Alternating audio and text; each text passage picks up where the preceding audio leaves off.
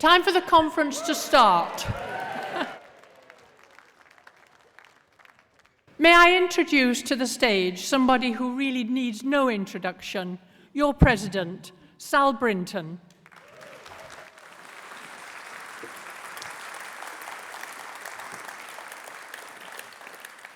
Good morning, conference. Well, I'm really flattered by the number of people in the auditorium for the 9 o'clock opening of conference. A record, I believe.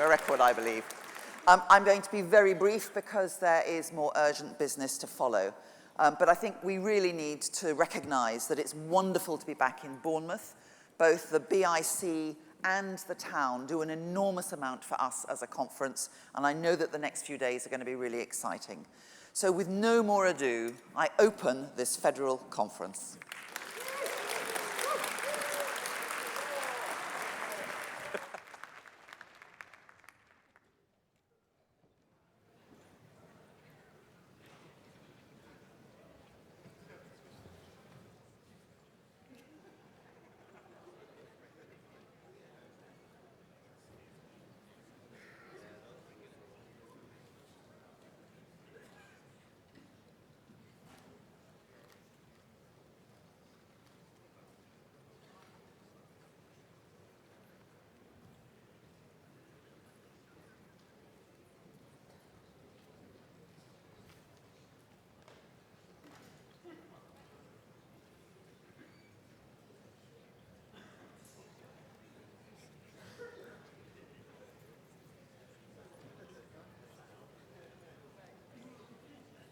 Good morning, conference. My name is Mary Reid, and I'm chairing items F2 and F3 on the agenda. My aides for this session are Victor Chamberlain on stage and Liz Lynn in the hall. As this is the beginning of conference, I will explain to you where you can find all the items that are needed for you to follow the proceedings. You can find them in the agenda, the orange agenda book. This is also available on the conference app, which you can download. And if you're looking for the app, you search for LibDemConf. You should also refer to the conference extra, which was published earlier this week. That looks like that, and you can get that from the stewards. And it lists all the amendments to all the motions. Again, similar format to conference extra, but that clearly just covers the information you need for the day in question. That comes out every day. You can get that again from the stewards. Right, we're going to start on page 10 of the agenda with item F2, the Federal Conference Committee report.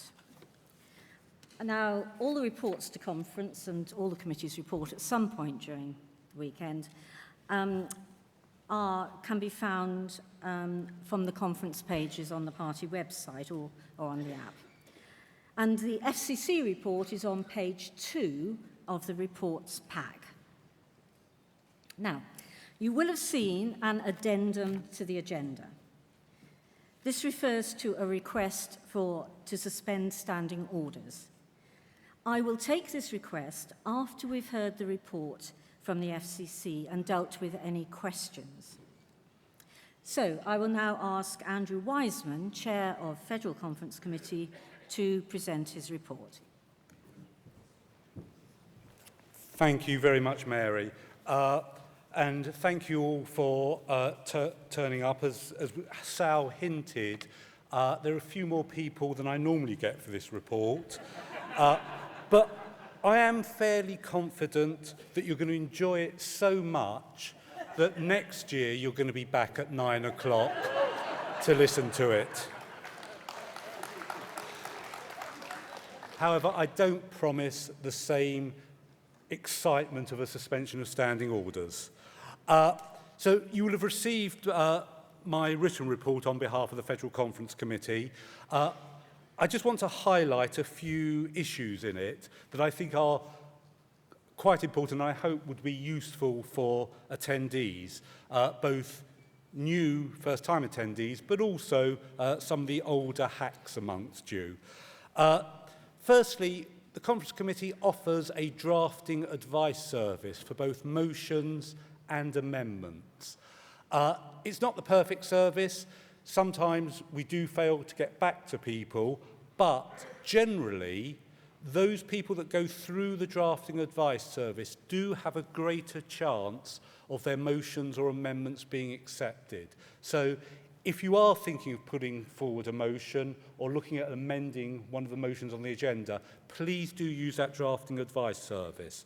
Secondly, we have a questionnaire which we send out, an online questionnaire, which asks for your views of conference, what went wrong, what went right, the things you liked, things we could change, and your general views. Please do fill it out. We do make use of it where we can change things we do. The significant number of people that complained about the weather last time in the online questionnaire, unfortunately to them, I'm ignoring you. I can't do anything about that. Despite some people believing that I have immense power over conference, I can't change the weather. But please, thank you, but please do fill out that questionnaire. I'd like to thank the very hard-working team that put conference together. In the policy unit,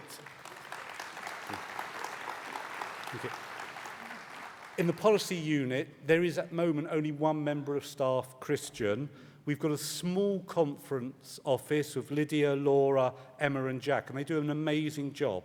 But in particular, I want to draw attention to the fantastic stewards, who are volunteers who give their time up to ensure conference happens. So please, not only thank them, but think about joining them. So think about coming as a steward to give up some of your time and actually make conference happen. So thank you to all the stewards for all their help and all their assistance. Finally, as most of you will be aware, because I believe that's why you're here rather than to listen to me, we have a suspension of standing orders coming up, something that is, I would guess, unique to a Liberal Democrat conference. The Federal Conference Committee were presented with a request for a special conference. This would have been expensive to organise, so along with the movers of the special conference, we facilitated this up-and-coming request for a suspension of standing orders to enable a debate on the Brexit motion rather than a consultation session, if that is passed. FCC members, it will come as no surprise to you, have very strong views on both sides, and FCC has decided not, as a committee, to oppose that suspension. We have a couple of questions to deal with, and then we'll move on to that. So, thank you. Thank you, Andrew. We've received 2 questions to this report. You can find them in Conference Extra on page 12 and on Conference Daily on page 3. I won't read out the questions, but each questioner will have the opportunity to ask a supplementary question.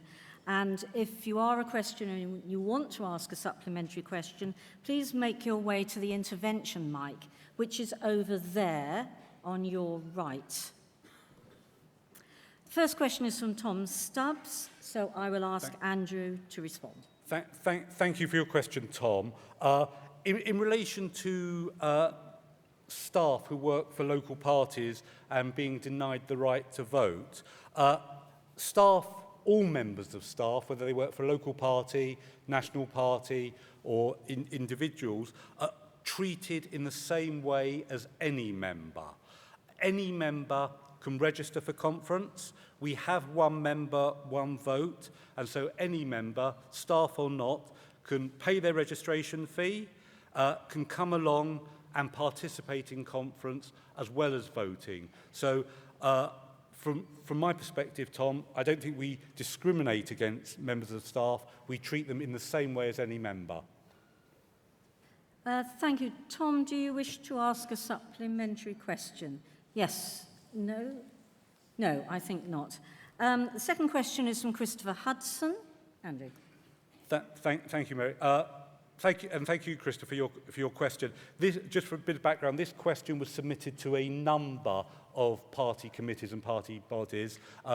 Conference committee decided that I should answer it initially, and then it will also be answered, hopefully, by the parliamentary party.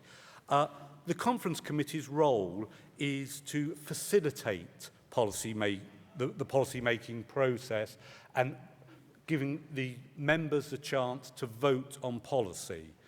Once policy has been made at Federal Conference, it's then for the policy committee to use it as they feel fit to draft when drafting the manifesto, for the parliamentary party to vote on it in Parliament, and most importantly, for all of us to campaign for it at a local and national level. So from the conference committee's point of view, what we do is we facilitate the debate at conference, and then we leave it to all of you to campaign for the policy. We do also facilitate holding party committees and party bodies to account in the way that you are now by asking questions. So that's the way that we manage the policy process. Thank you. Christopher, do you wish to ask a supplementary question? Yes, he does. Thank you. Just wanted to ask whether it would be good for the FCC to kind of come back on, especially motions like this. I think a lot of people in the room, kind of with the Europe vote, would like to see come back on how these things are progressing with the other groups. I think there is a role, and I'm not convinced it's for the conference committee, but I think there is a role for us to, as a party, to have a more engaged policy process as to what's happening and what can be done.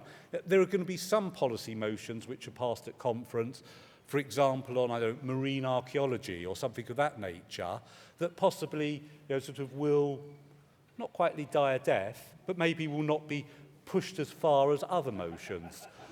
So I do think that there is a role, and I'm quite happy to undertake to discuss how we can look at this with the chair of the Federal Board and the chair of the Federal Policy Committee.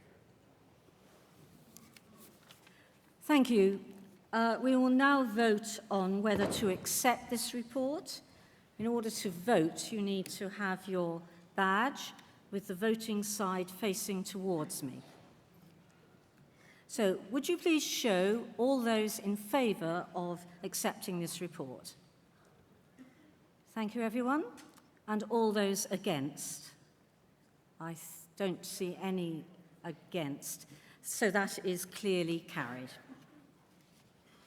We now come to the request for the suspension of standing orders. And you should refer to the addendum to the conference agenda, which can be downloaded from the website or viewed on the app.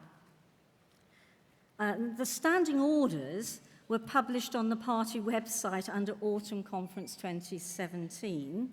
So for the geeks amongst you, the relevant section is 11.6. Right, the request for standing orders was made by Julian Huppert, and I will read the request for the suspension of standing orders.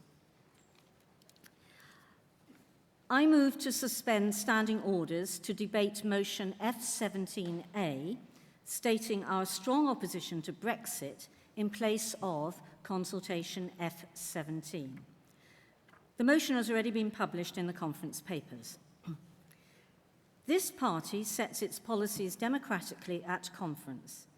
This is too urgent and too important an issue to be deferred. A consultation now means many months of delay or even a special conference. We should decide on Brexit here and now at this conference.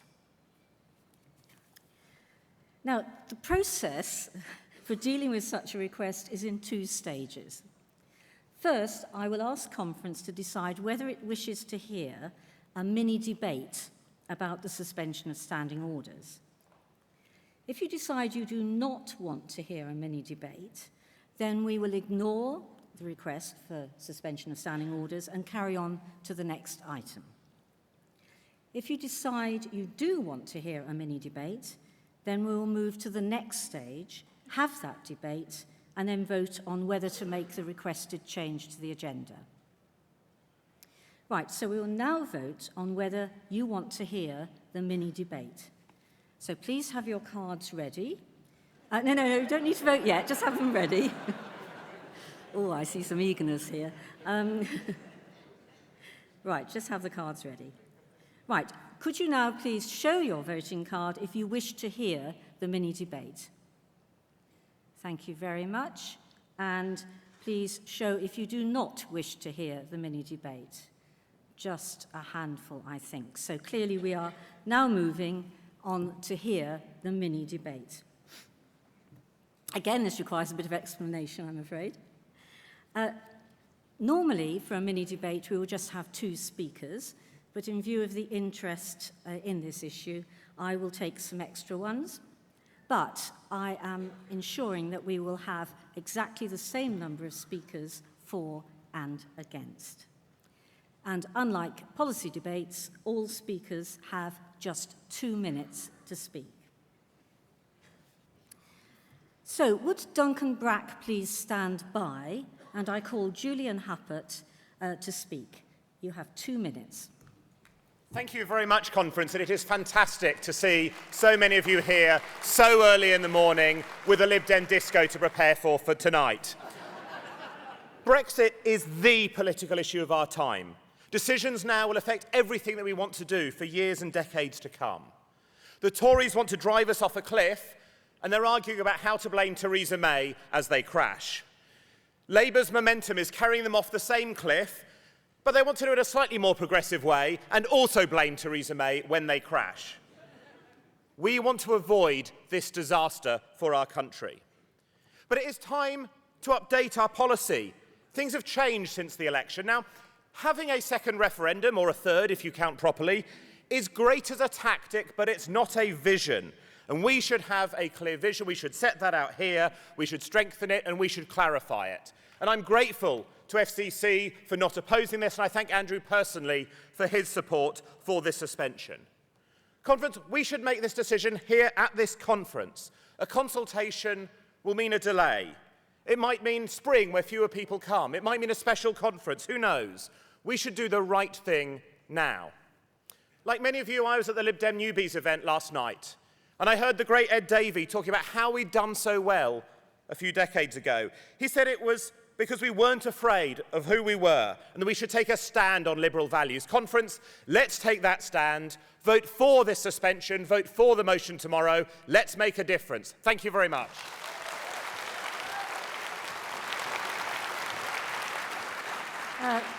Thank you, Julian. Could Rebecca Taylor please stand by? And, well, I've now called Duncan Brack to reply. I wasn't going to hang around. Thank you, Mary. Now, I am the last person to want to oppose conference debating policy, and I want to emphasise that the Federal Policy Committee itself, of which I'm Vice Chair, is not taking a position on this suspension of standing orders. But I wanted to explain to you FPC's thinking for suggesting a consultation session rather than a motion at this conference, so you can bear that in mind when you vote. FPC opted for a consultation session because this party has no shortage of policy on Brexit. We have debated it at each of our last 3 conferences. At this conference, we thought that new party members, of whom there are plenty around, might appreciate the chance to have their say in a more relaxed and less intimidating format than a formal debate. Based on the consultation session, our intention was, and is, if you go ahead with that, to draw up a new motion and submit it to spring conference. So conference will be able to debate this issue within the next 6 months anyway. It doesn't seem at all likely that there will be another general election within that period, and the party's position... Yeah, okay. There isn't going to be one, all right? No one's interest is in going to have one. The party's position on the Brexit bill going through Parliament is absolutely clear. So there is no urgency to change this policy, even if you think it needs to be. Now, it can certainly be argued that the referendum policy was not popular during the election, though I would argue it was never really discussed in detail. And opinion polls are showing that the policy is getting more popular. Support for it has gained since the election. So again, there does not seem to be any immediate need to change this policy. This party is opposed to Brexit. That is not in question, and it will remain true whether or not this motion is debated. The question the motion raises is how we oppose it, whether we stick to our policy of a referendum on the final deal or not. I repeat, FBC is not opposed to having that debate, but we believe that a consultation, a broad session here at this conference, followed by a debate at our spring conference, is a better way to do it than having that debate right now. Thank you. Thank you, Duncan. Could Ross Shipman please stand by, and I call Rebecca Taylor.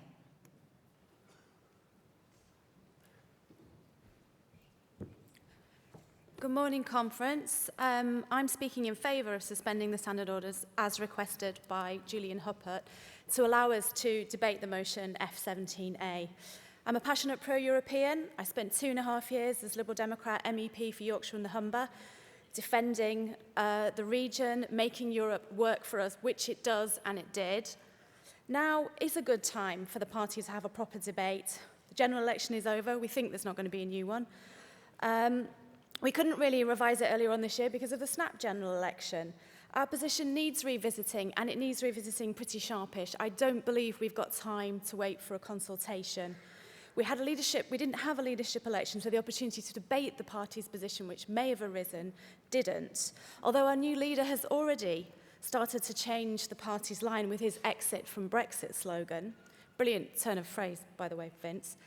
Time to debate it properly. In addition, I've seen unhappy murmurings across social media, especially from newer party members, along the lines of one of the reasons I joined the Liberal Democrats is because they allow party members to debate and decide policy.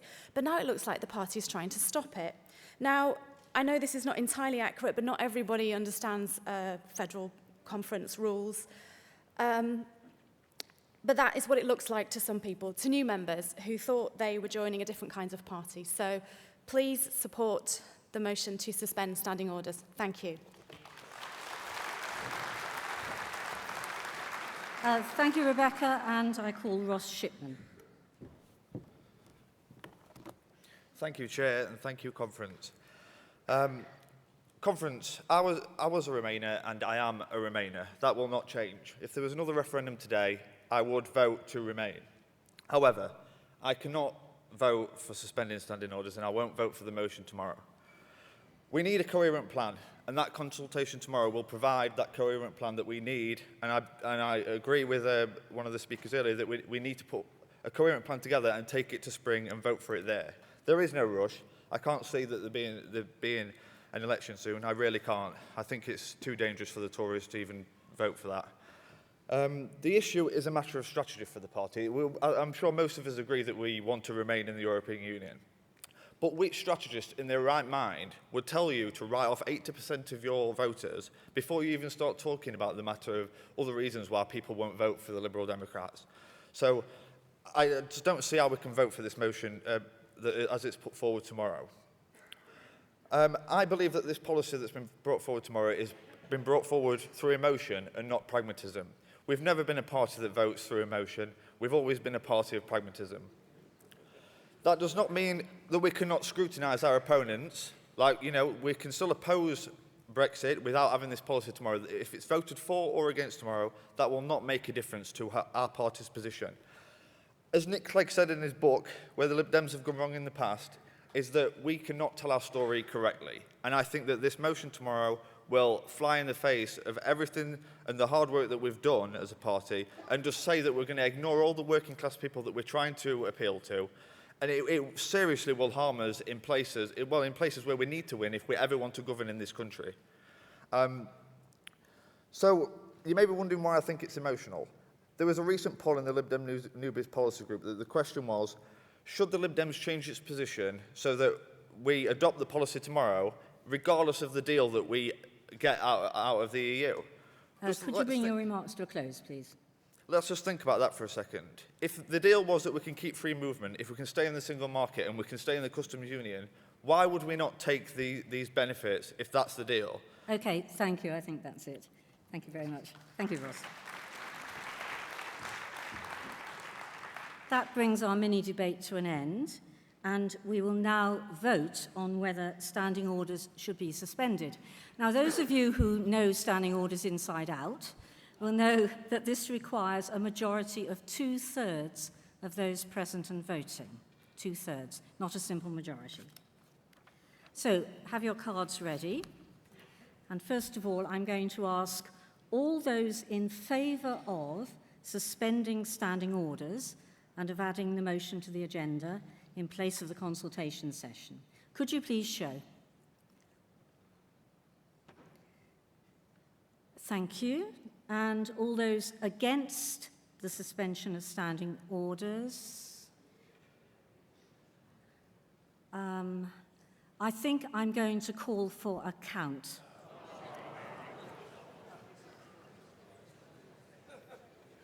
Just to explain, when we do a counted vote, the stewards will organise that. Yes. I think it's quite clear that the motion won, and I think that should move straight. I have the discretion to call a count if I feel, and I think in this case it's really important that we know exactly how the vote went. So I'm calling a counted vote. What I'm waiting for is the head steward to tell me that the stewards are in place to do the count.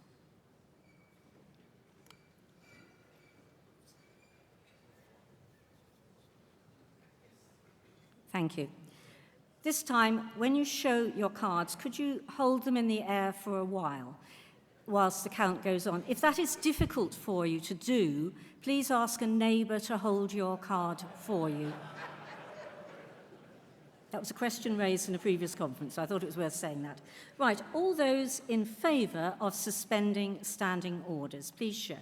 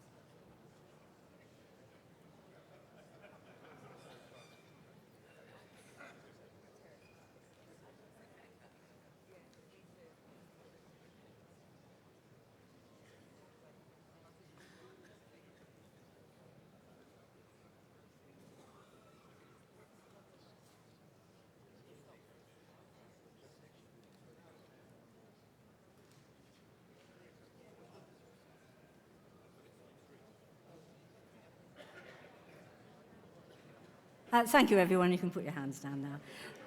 Would those now who want to vote against the suspension of standing orders please show clearly?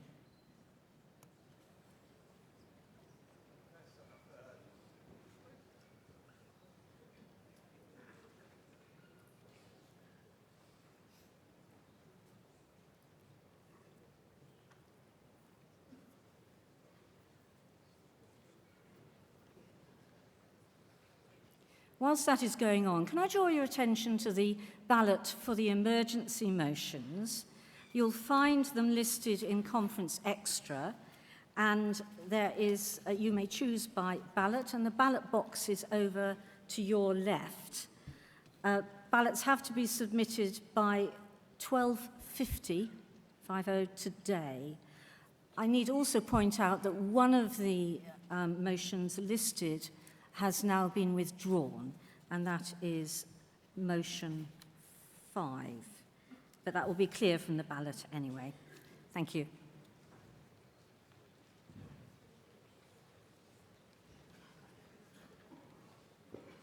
Thank you.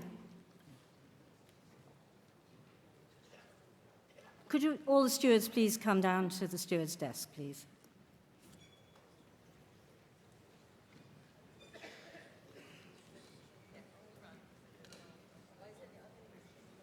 Whilst the count is going on, it's been suggested that we move on to the presentation of the SPC report. So if Duncan Brack is available, perhaps he will come on stage. Thank you. Thank you, Mary. I'd like to thank FCC for cleverly arranging to have so many people in the hall for these reports, and I hope we'll be able to look forward to similar arrangements in future. The report of the FPC is in your reports document, so I assume you've all read it. Just a few things to add.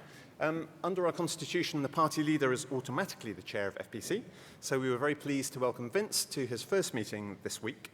We're trying to improve our communication with the membership, and you will see that we put a report of that meeting up both on the FPC Facebook group and on Lib Dem Voice, and we'll be carrying on doing that for every FPC meeting from now on. Now, of course, our main task since the last report to the last conference in the spring was producing the election manifesto. Now, normally, we take at least 9 months to do that. This time we did it in 4 weeks, and we still managed to have a more democratic process than the Tories, whose even cabinet ministers weren't aware of their manifesto until they saw it launched. Of course, normally we also have a long period of consultation in advance with a pre-manifesto and consultation throughout the party. Obviously, we didn't have that this time. The snap election made it impossible. But we still want to give you a chance to hear, have your say on what you thought of the party manifesto, which is why we're organising a feedback session on Monday afternoon at 4:30. So please come and let us know what you thought of it, what worked, what didn't work, what we should put in the next one. Obviously, our policy paper schedule was disrupted by the election, so we're not putting any policy papers to this conference. You can see in the report on page 7 the timetable for the policy papers next year, and then when we will be deciding quite soon what policy papers we commission for the following year. We're also trying to improve our engagement with members, and to that end, we have produced these 2 pocket guides, which are hot off the press. You will see them at the Lib Dem, and you'll be able to buy them at the Lib Dem image stand for only 50p each. A succinct, concise guide to Lib Dem policy and a concise guide to the Liberal Democrat approach, our beliefs and principles. I hope you'll find those useful in your local parties amongst members who can't come to conference.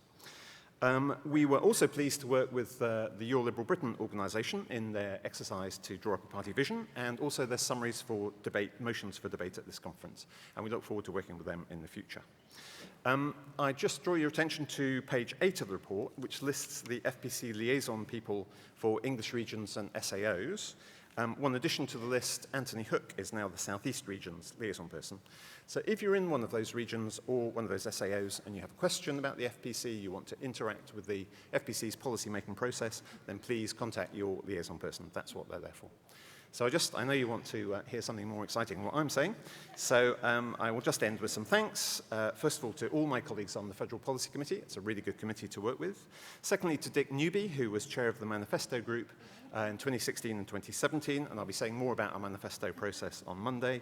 To all the very small number of policy staff and volunteers, they're listed in the report, but I particularly want to thank Deputy Head of Policy Rachel Clark, who left to go on to other things in the summer, and also, of course, the Head of Policy, Christian Moon, who is one of the rocks on which our policy-making process rests. And a final thanks to Tim Farron for chairing the FPC extremely well over the last 2 years in his period as leader. Thank you. I move the report. Thank you, Duncan. We'll very quickly vote whether to accept this report. If those who are in favour of accepting the report from the Federal Policy Committee, please show. And thank you. And anybody against, please show. I can't see a dissenter there. Thank you. Right, I now have the results for the vote taken on the suspension of standing orders. Those for the suspension of standing orders, 377. Those against, 97. So the suspension of standing orders is carried.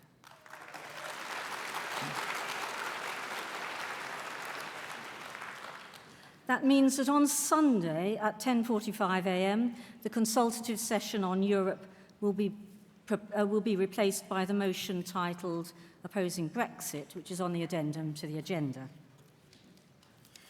Finally, could I just draw your attention to the location of the ballot paper for emergency motions, which I omitted to tell you earlier, and that is in your green conference daily, which once again lists the motions and provides you with a ballot paper.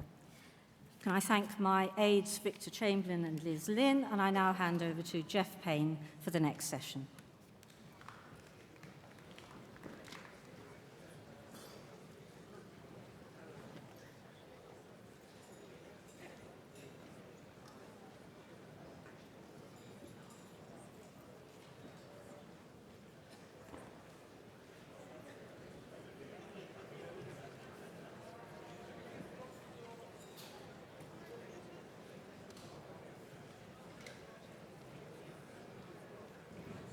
Well, good morning, conference, and welcome to F4 on the agenda, which is entitled Learning to Communicate in English. I do see a few people wishing to leave the hall. I'd be very grateful if they could please do so quietly, because we are running slightly behind on the agenda, and I'd like to make up some time if we can. So if those who are leaving, please do so quietly. Those who'd like to stay for this debate are, of course, very, very welcome to do so. I don't know if there are any new members in the hall who have not attended conference before. For those who are, we will be running this debate in accordance with the flowchart that you'll find at page 3 of the agenda. That lists the order of speeches as we'll be taking them. The motion itself is on page 10 of the agenda. There is one amendment that you will find on page 4 of the Green Conference Daily. There'll be a mover for that amendment in a moment. The mover of that amendment is going to be Layla Moran, MP for Oxford West and Abingdon, and I would ask her to stand by. And I now call Vera Hobhouse, who is our Member of Parliament for Bath, to move F4, Learning to Communicate in English.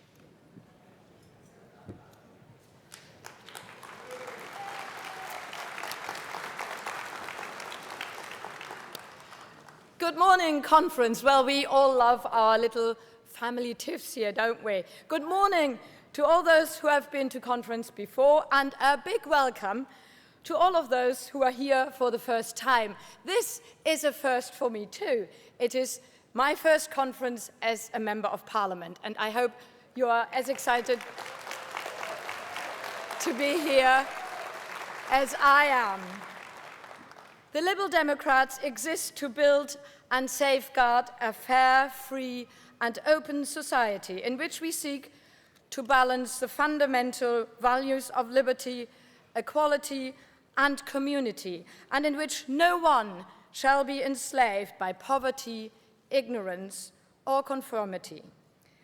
We believe that the role of the state is to enable all citizens to attain these ideals, to contribute fully to their communities, and to take part in the decisions which affect their lives. I quote this from the preamble of our Liberal Democrat Constitution, and the motion in front of us this morning is a perfect example how we practice what we stand for. No one should be enslaved or face discrimination by being unable to speak English. Everyone has the right to develop their talents to the full, and the state has a role to play to enable all citizens to contribute fully to their communities and take part in the decisions which affect their lives. To arrive in any country with no language is a huge challenge. And in England, unlike Scotland or Wales, there is no strategy for the teaching of English to speakers of other languages or ESOL. It makes it incredibly hard for immigrants to integrate into the community they arrive in. Local authorities have to provide translators. It puts pressures on local services, and in the worst cases, it causes ghettoization builds resentment amongst local people, and drives the politics of division. According to the 2011 census, 726,000 people in England indicated that they do not speak English well. This is likely to be an underestimate. Since then, government funding for ESOL has been cut by 60%. Additional funding for job seekers has been removed, as well as funding for community education. Very often, it is women who are trapped into non-English speaking enclaves. In my own experience, women coming to the UK for marriage are often denied the opportunity to learn English, leaving them in a very vulnerable position, often depending on their husband's family simply for conversation. They are kept in this state, unable to interact with the rest of their local community. Refugees are even more vulnerable. One senior psychologist who works with asylum seekers and refugees across Bristol and Bath said to me, "Many of our clients can't speak English very well when we first see them and need an interpreter. But as time goes on, their English improves. They almost always offer high praise for their English teachers and give the lesson a very high priority in their lives. It often provides them with the only structured time in their week, as they aren't allowed to work if they are asylum seekers. If they're refugees, they may find it very difficult to find work. But in their English lessons, they feel that are treated with respect and they start regaining self-confidence. Yet the Tories have hacked back this support, and as with many of their very cruel and uncaring policies, seem to be content to let the voluntary sector pick up the pieces. As Liberal Democrats, we must be looking to champion the freedom of individuals to contribute to their communities and to enable them to become full members of society. The government has a crucial role in funding ESOL provision, and that funding needs to be allocated with transparency and based on robust evidence. Therefore, we call on the government to 1. Establish a national ESOL strategy and to create a national ESOL champion. 2. Require every local education authority to identify the need for ESOL provision in their area and outline how it intends to address this need. 3. Local authorities must maintain an ESOL Hub website with information about how to access learning opportunities. 4. Employers should be incentivized to contribute towards the cost of ESOL classes. 5. We want government to modernize the ESOL qualification and curriculum framework. And finally, 6, we ask for fast-track pathways for ESOL learners into employment. Conference, these are all very sensible and practical solutions to reinstall and improve a vital service that would improve the lives of hundreds of thousands of our citizens. I'm proud to move this motion, and I would support all the amendments. Thank you, Conference.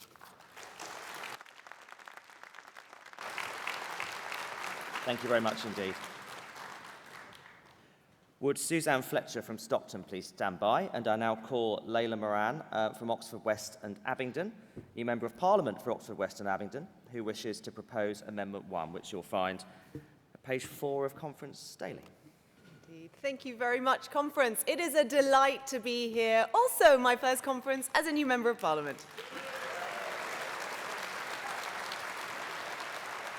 I'd like to thank Vera for moving this motion and also anyone who is involved in the drafting. I should say this is a fantastic motion, and all this amendment does is reinforce that and fleshes some of it out, because we absolutely need an English as a second language strategy in this country, and this government is failing. I was inspired, actually, to do this when I thought of my friend Bahara. So when I first moved to Oxford, I lived with a wonderful woman called Leonie, and years later, she took in a refugee called Bahara, who came from Iran. She was persecuted in Iran for being a Christian. So she ended up via several ports and routes in Oxford, and through a local scheme, she started living with my friend, and then became mine. For months, we were trying to help her learn English. Bahara had been granted asylum, was just on job seekers allowance, but had very, very poor English. Good understanding, but really struggled with the written aspects of it and the speaking aspects of it. So we were looking anywhere for any kind of provision to help her. She was a software engineer in Iran, and one day she wants to be a doctor. So this is an intelligent woman. And we could find nothing. Between us, through friends, we were able to pull some strings and get some provision for her. But this story, I'm afraid to say, is just all too common, which is why this motion is so needed. The amendments that we've put forward simply focus on the needs of people like Bahara, but also for asylum seekers. In my constituency of Oxford and West Abingdon, we have Campsfield. It is a shameful blight on the country that it exists at all. But what I'm finding in my surgery is they come in and it's far too late. The complex systems that they have to navigate with the wonderful work that local charities do would be helped massively if those detainees were able to express themselves. So, all the amendments do is ask that we provide for them from the very beginning, not wait for 6 months, from the very beginning. The second parts of the amendments talk about schools. I'm a school governor, and me and the other people who are drafting this amendment realize that a lot of the families affected by these issues are first identified in schools through the children. So all we then ask for is for schools to have a duty to cooperate with the local authorities in creating this needs assessment. And then the other bit, and this is the important bit, that those local authorities get the finances and the resources to be able to deliver it. So that's all that amendment does. I would commend both the motion to you and also ask you to please vote through the amendment today. Thank you. Thank you very much indeed, Layla. Conference, we're now going to move to a debate on the motion and the amendment. You will detect from the nature of the speakers that I call that the balance of speakers in terms of their view reflects entirely the balance of the cards that I've received, so don't be surprised about that. Will Phil Dunn from Bournemouth please stand by? And I now call Suzanne Fletcher from Stockton, who is a member of the Lib Dems for Seekers of Sanctuary, who wishes to speak for the motion. Thank you. Good morning, Conference. And I welcome and support both the motion and the amendment. It's not just me welcoming that, though. It's on behalf of the many people that have come to this country seeking sanctuary and come here for other reasons as well. It's on behalf of them. Very often, the first thing that somebody will ask for when I meet them at whatever situation in Stockton, it isn't even about their case necessarily, about the housing, money, food. It's, where can I learn English? Where do I get English? It's what they really, really want. I've even heard of, just this week, of some asylum seekers doing without food, so they had enough money to be able to pay, to be able to go to some English classes. It should be provided as soon as they get to the UK, certainly not after 6 months, but they need to be able to learn to live, to be able to navigate the complex systems that they are, understand just what is happening around them. So it needs to be provided as soon as they get to the UK. And when they arrive in their accommodation, a learning plan needs to be in place, taking into account their needs, their existing ability, where they can get to, and childcare. It's not just about availability at colleges. They can be quite a distance to walk to. And don't forget, many asylum seekers have got disabilities as a result of torture and the journey here. It's not just about being able to master speaking English, it's about understanding it and being able to communicate in all ways. I'm a trustee of an organisation that provides interpretation, mainly for NHS appointments. I know how valuable it is for them to have professional, sensitive and confidential interpretation for what can sometimes be a difficult appointment. It is for all of us, isn't it? But even then, only the other day, I heard that those needing advice on sexual health clinic find it difficult enough going there, and it can be embarrassed to ask for an interpreter. We have excellent drop-ins in our community in Stockton and Middlesbrough, and they provide superb support for the voluntary sector, the many volunteers helping with English, but of course learning how to live here. And they need the support to be able to deliver that. And understanding things saves falling foul of our written and unwritten rules in our society. It's been said that this motion isn't radical, but my goodness, it's truly liberal. It enables those seeking sanctuary and others coming here to play a full part in society. It doesn't dehumanise them. They're not reliant on the state. It gives dignity, and most important, it gives them the power to be a full human being here. Thank you. Thank you, Suzanne. Could I ask Janet Ellard from Monmouth to please stand by? And I now call Phil Dunn, who is our PPC for Bournemouth West, from Bournemouth, who wishes to speak for the motion as a whole. Good morning, conference. As with Vera and Leila, it's my first conference as a losing parliamentary candidate. But, never mind. As a teacher, I've worked with refugee children and their families from Egypt, Libya, Iraq, Somalia, and many, many other countries. And what I've learned is that language defines us, and it defines how we perceive the world around us. Understanding ourselves and others is based on language. I'm always astounded by how quickly the children of refugees and asylum seekers learn language, but often communications with parents is difficult because they've not had any support. Adults can then end up feeling isolated, alienated, and abandoned, and that can lead to all sorts of other problems.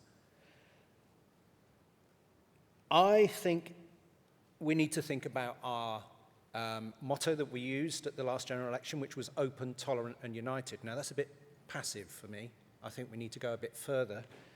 And rather than being open, we need to be welcoming. And that rather than tolerant, we need to be enabling and supportive. If we can give newcomers the tool of language, then they will more easily be able to feel less alien and adopt to new surroundings, becoming contributors within their own communities. Now, I think Leila's amendment strengthens an already good motion, but there was one thing within the amendment that I particularly wanted to stress, and that's that the amendment closes a potential loophole over academies and so-called free schools, because they're not governed by local education authorities, and I was encouraged to see them specifically mentioned in the amendment, and for that reason, I would say support the motion as amended. Thank you. Thank you very much indeed. Would Maureen Rigg from Stockton please stand by? And I now call Janet Ellard, who is from Monmouth, was parliamentary candidate for the Forest of Dean, and she wishes to speak for the motion as well. Good morning, conference. As well as being rather involved with the Lib Dems, I'm also employed by a charity that works with young homeless people. And recently, we've had quite a few young refugees coming through our organisation. And this is why I want to speak on behalf of young asylum seekers and refugees. Teaching English as a second language is perhaps at first sight not the most essential issue that we could be discussing here at conference, but the more that you look at it, the more you realise how very essential it is. Quite a few of the young refugees I've come across have permission to remain in this country for at least 5 years. For them to be able to settle down, access education and training, and perhaps employment, they obviously need to be able to speak the language, to be able to mix with British people, to understand our culture and way of life, to be assimilated into our society. They need to be able to understand and communicate. Being able to speak English is a first step away from being dependent on benefits. and the welfare state. It gives young people an opportunity to stand on their own 2 feet and in the longer term, hopefully to achieve a decent standard of living. If, on the other hand, these young people can't understand or communicate, misunderstandings arise. There's poor communication and possibly, in the end, some alienation. If there are delays in being able to access English classes, 5 years could soon pass by with little progress made. In Gloucester, which is where I work, the local college won't take young people for classes until they've been in the country for 6 months. Well, courses tend to start in September.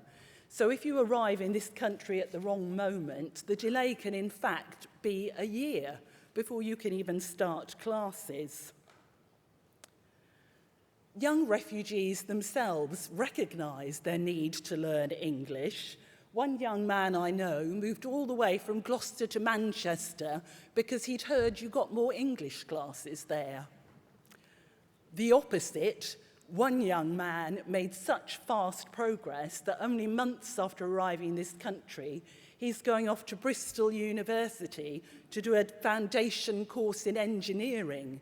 It just shows what you can do if you have some Would you draw your English. remarks to a close, please? Thank you very much indeed. So I would like to see local authorities in Gloucestershire taking a serious look at ESOL provision. Thank you and very I'd like much to see it indeed. replicated across the UK. Thank you very much indeed. Thank you.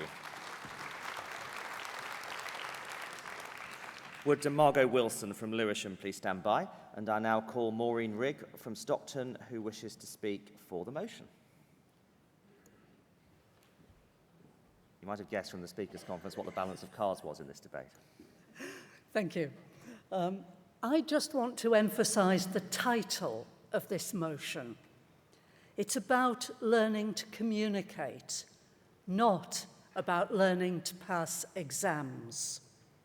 I spent many years teaching ESOL to adults. As funding got tighter and tighter, so we were expected to have more and more measurable outcomes, which generally meant a certificate at the end of it. But the people we were teaching were reasonably happy with this. They'd come here because they wanted to be here, as most people without English as their first language still do. They were joining a spouse, or taking up a new job, or coming to spend a year or two improving their English and seeing something of the world. But then the world changed, and suddenly we had people fleeing trauma, people from the Balkans, from Afghanistan, from Iran and Iraq and the Congo and more. These people were joining us because staying at home was no longer an option. Their needs weren't met by a syllabus or a textbook. Some of them needed help to understand the basics of prices and shopping. Some of them wanted to work and they needed help to understand why they couldn't. Some of them were fluent in English, or reasonably so, but they needed help to understand our culture and behaviour rules. Things like how to ask somebody to meet you for a coffee, how to shop on the market when prices are actually fixed on a market stall. You don't bargain. What's that about? These things aren't in textbooks. They're not in syllabuses. For those people, passing an exam at that moment was irrelevant. They couldn't always come to the class. Sometimes their trauma was so bad that they actually just wanted to stay in bed and hide from the world.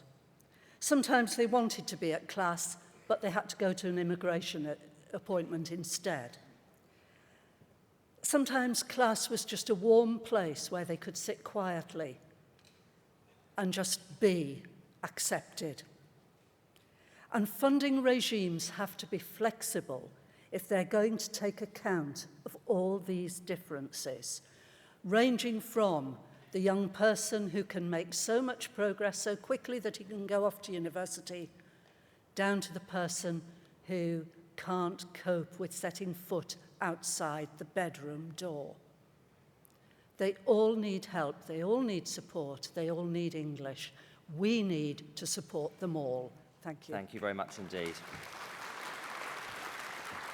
Will Jonathan Brown from Chichester please stand by? I now call Margot Wilson from Lewisham, who wishes to speak for the motion as a whole. Margot is a local executive member.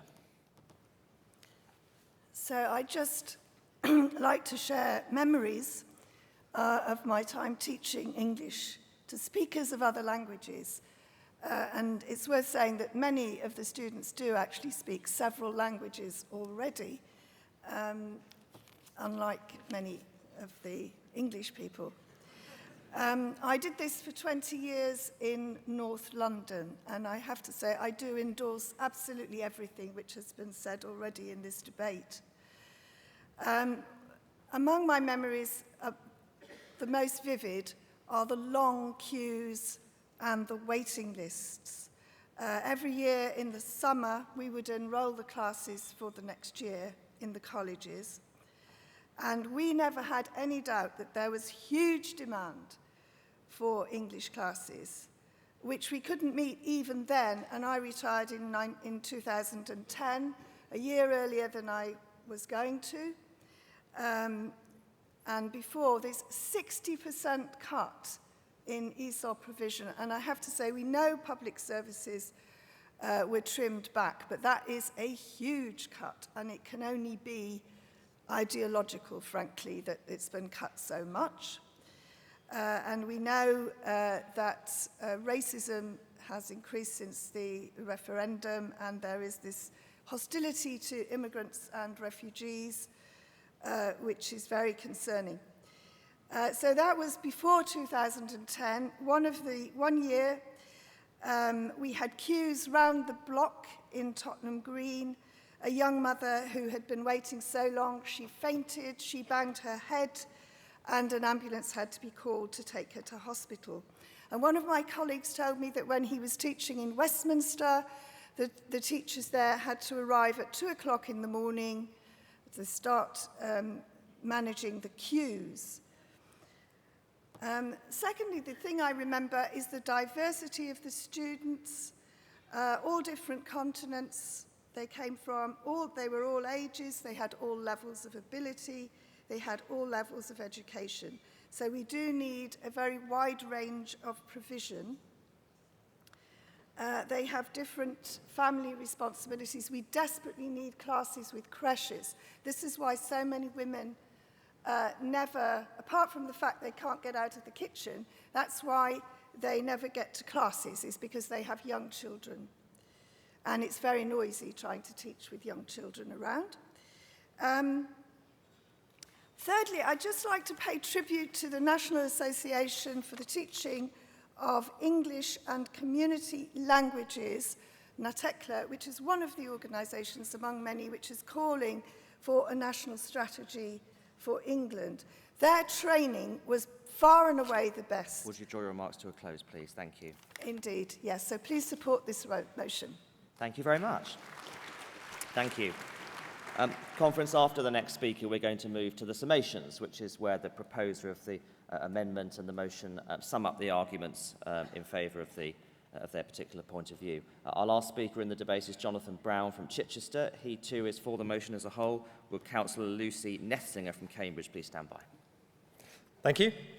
My interest in speaking for the motion comes both from having lived abroad in Jordan and Syria, where I struggled to learn the local language, but also from my work with Syrian refugees here in the UK, many of whom are immensely talented, want to contribute, and indeed, I know many of them who've set up their own self-help teaching classes, teaching Arabic to British people, but teaching English to other Syrians.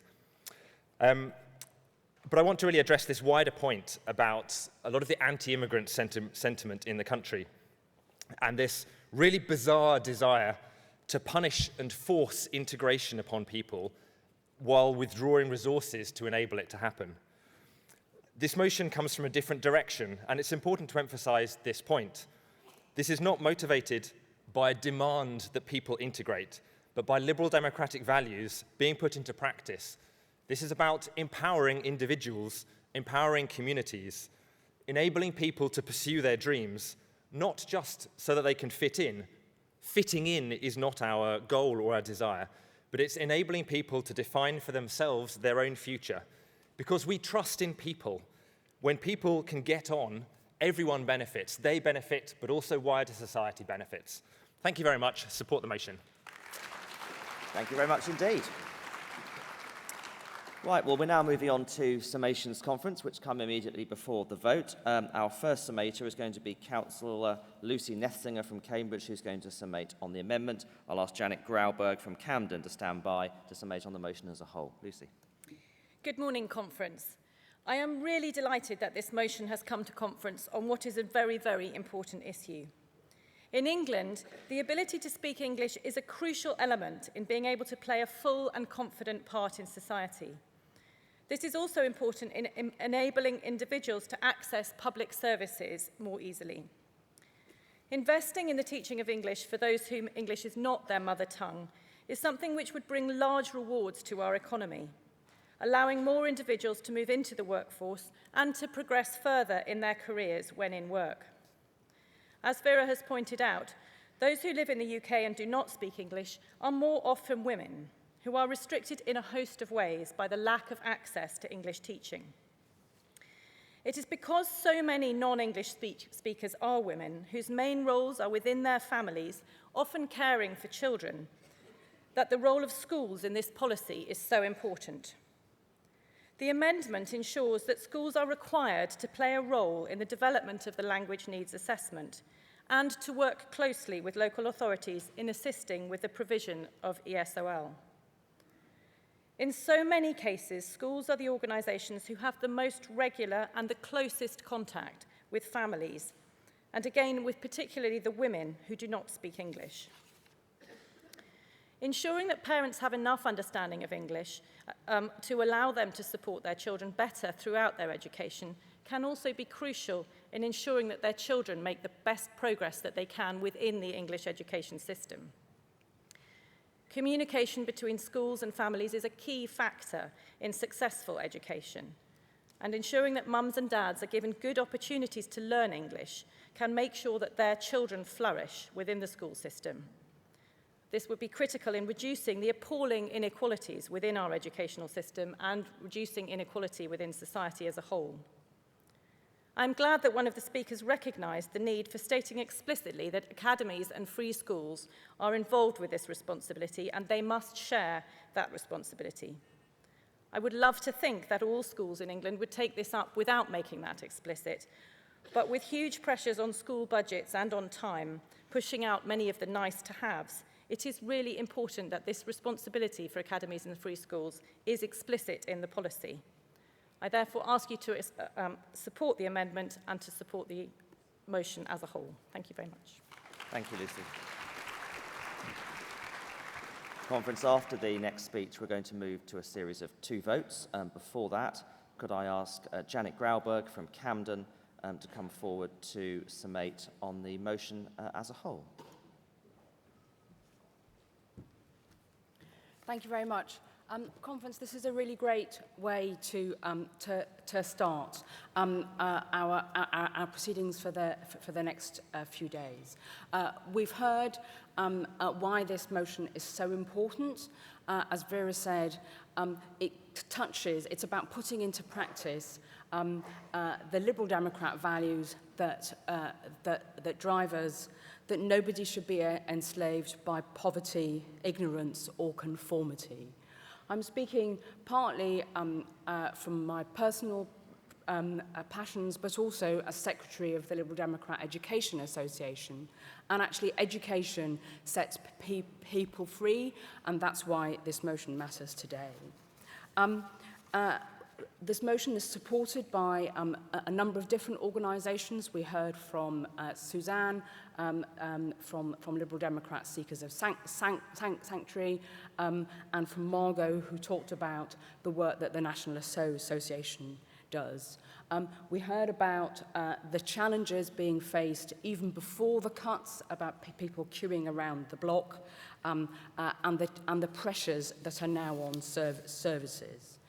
On specifics, as Lucy has just said, the important parts of the motion about the amendments, about the role of schools, the role of schools in identifying both children and parents who would benefit from the opportunities of English teaching, whether that's to help with homework, whether that's to engage in their own learning, whether that's to be part of the community, and in particular, the inclusion of free schools and academies in that.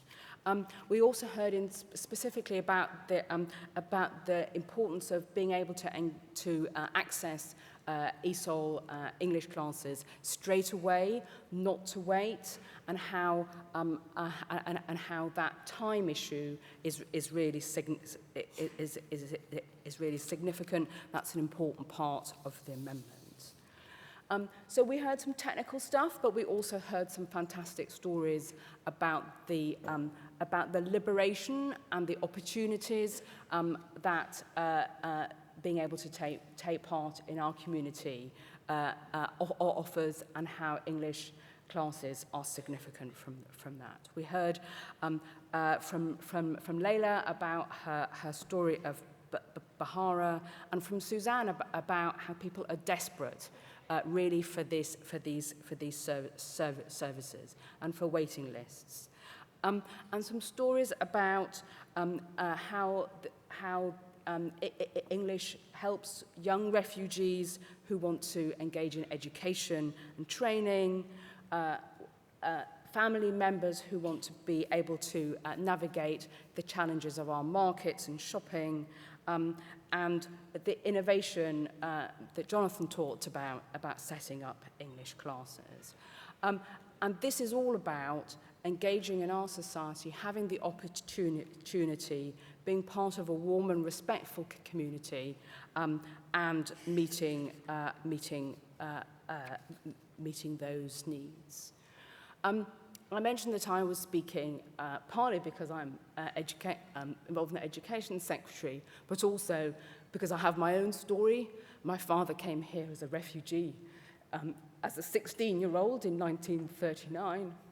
He was offered English in his school, English teaching in his school. He became a teacher, he married a teacher, and lived a full life in our society.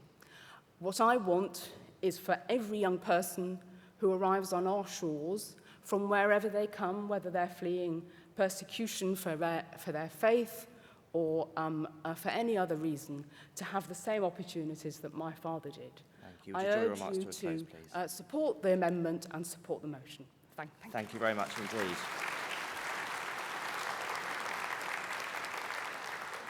Conference, we're now going to move to a series of two votes. The first vote is going to be on the amendment, page 4 of Conference Daily.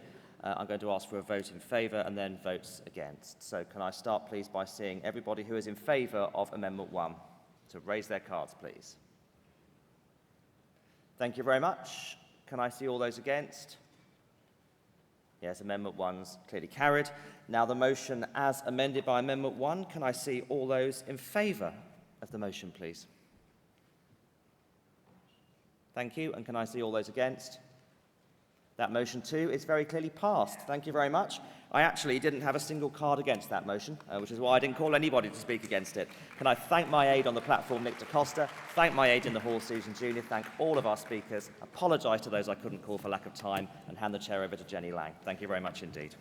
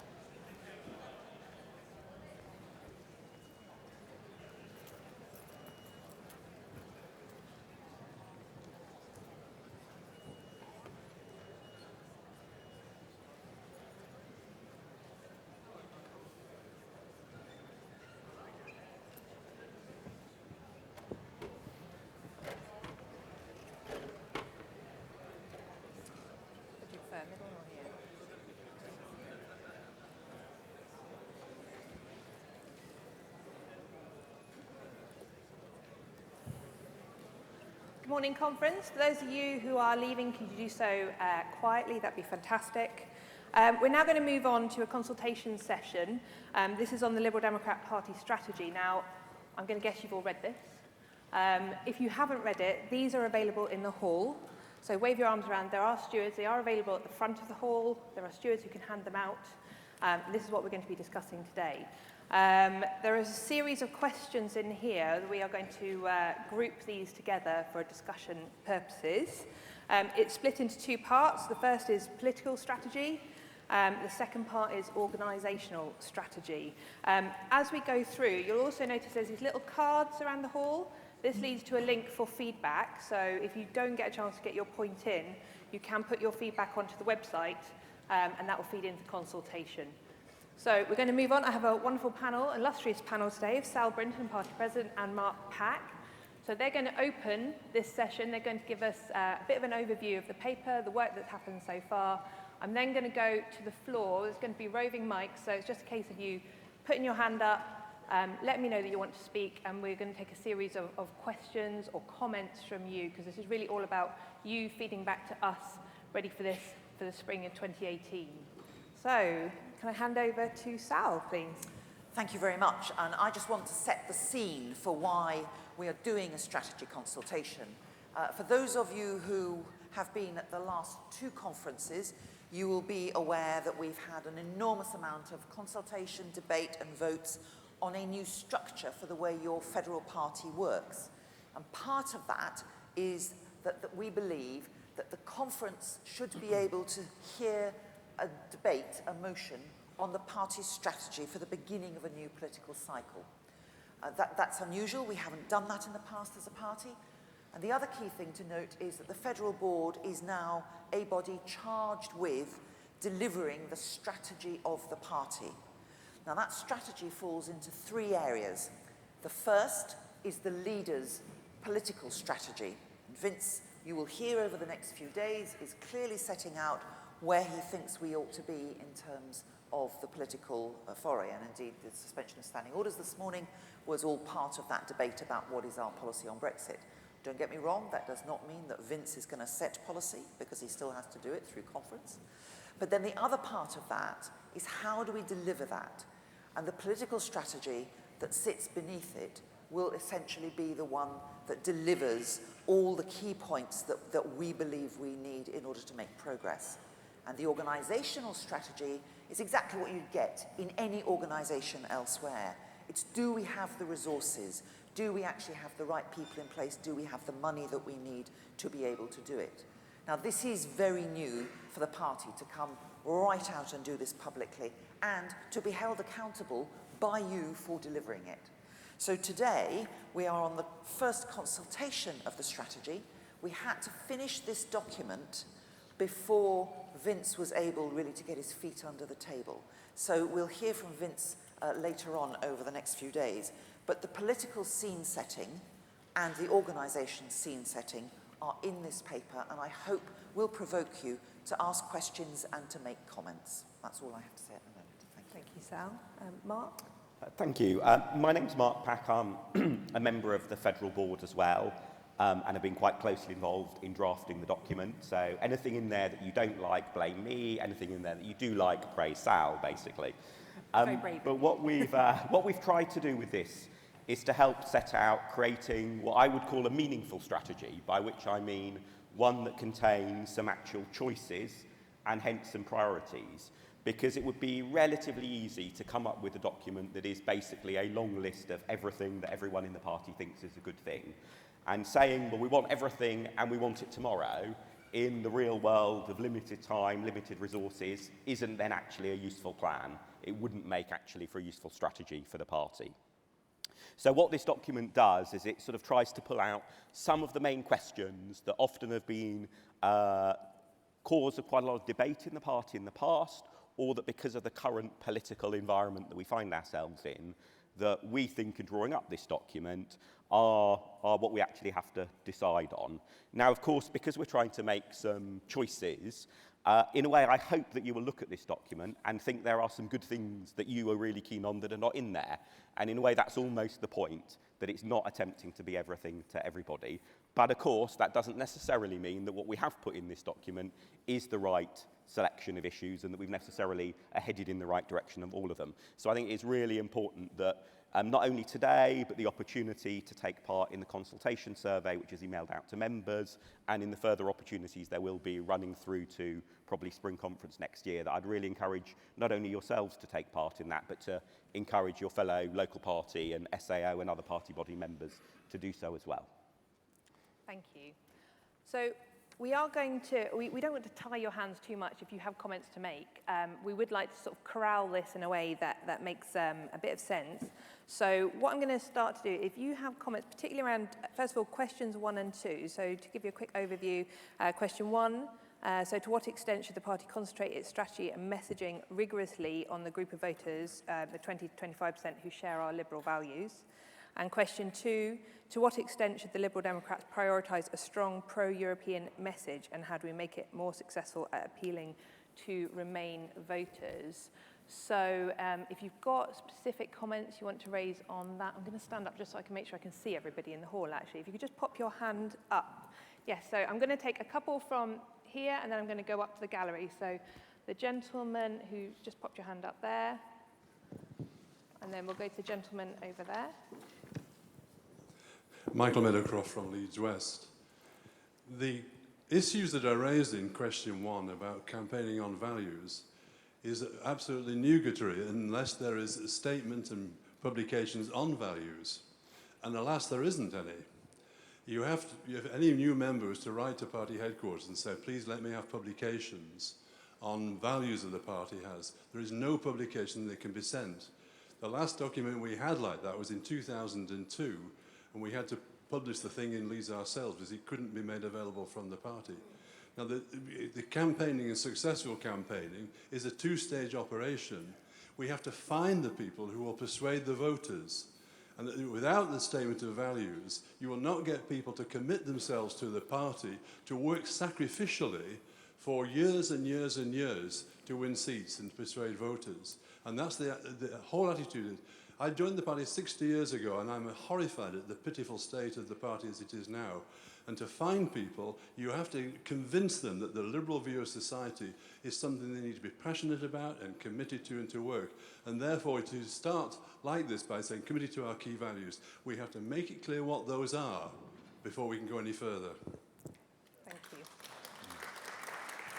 Right, there's a gentleman over here. If you could just say who you are and what your local party is, that'd be fantastic. I'm Julian Cooper from the Witney constituency.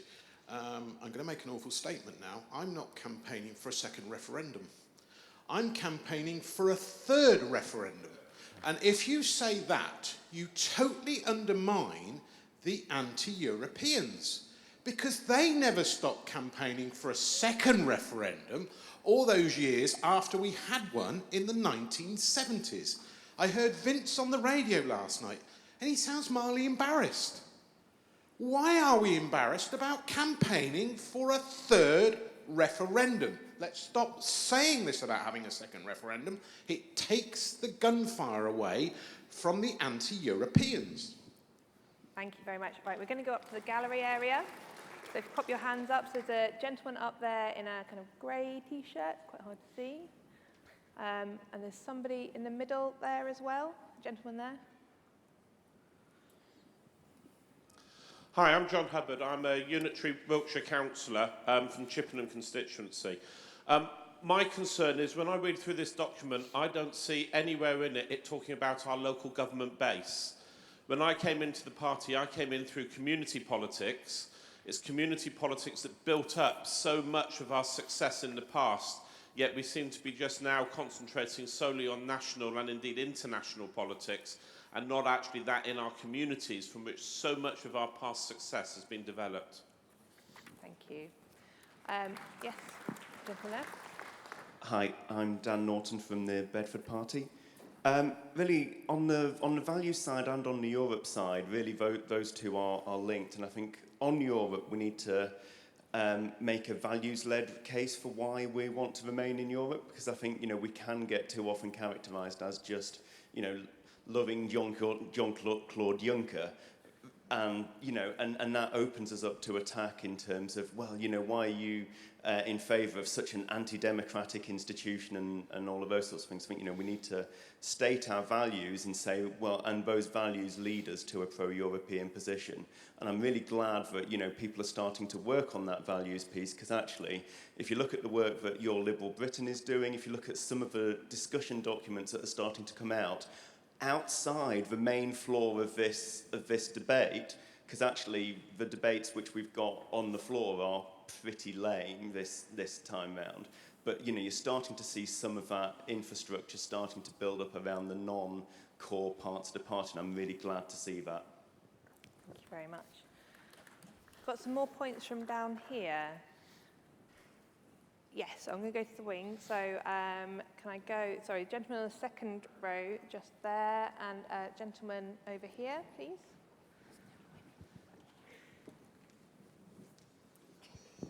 Hello, Phil Wainwright from Sutton Borough.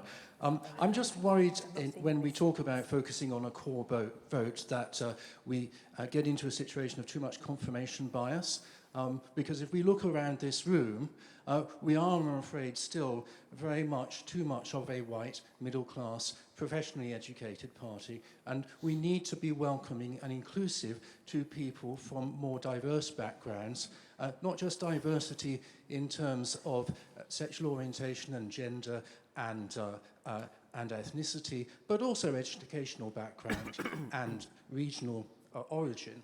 And I think that we need to pursue a core vote strategy which is able to appeal to those people that we claim to stand up for, the disempowered in society, and make sure that we don't appear like a room full of slightly aging, middle class, and mainly white professionals like myself. Thank you. Over here. Michael Steed, Thanet, East Kent Coast local party. First, can I just echo what Michael Meadowcroft said? We need passion amongst ourselves. If we don't have passion amongst ourselves, which conveys itself to those who join the party on specific issues, we won't reach out more widely. I'd like, however, to home in on what looks a rather pernickety detail point, but actually has very significant broader ramifications for targeting. The second paragraph under question 1, what proportion of the 48% who voted Remain, etc. Forget this figure 48%. We have no idea what the proportion who would have voted Remain would have been if everybody had had the vote last year. And there are certain groups which are very critical in that respect. Firstly, the youngsters, the teenagers who were deprived of their vote. By 2022, there will be millions of people on the register by then, even if we haven't lowered the voting age, and more if we have, who did not have the vote in 2015 because it stuck at 18, 2016 referendum, because it stuck at 18, although the clear precedent from Scotland was that on a constitutional referendum, the voting age should be 16. We should pitch specifically for them. I know Vince has already talked in these terms. That referendum was carried narrowly by the older generation, people of my vintage group, against the wishes and interests of the disenfranchised youngsters. The second group we target by not talking about the 48%, but talking about the half of Britain, is the EU citizens who were not allowed to vote. If they were from a country like Cyprus, once part of the British Empire, they were. But if they were from a country like Greece, not once part of the British Empire, they were not. The distinction was absurd.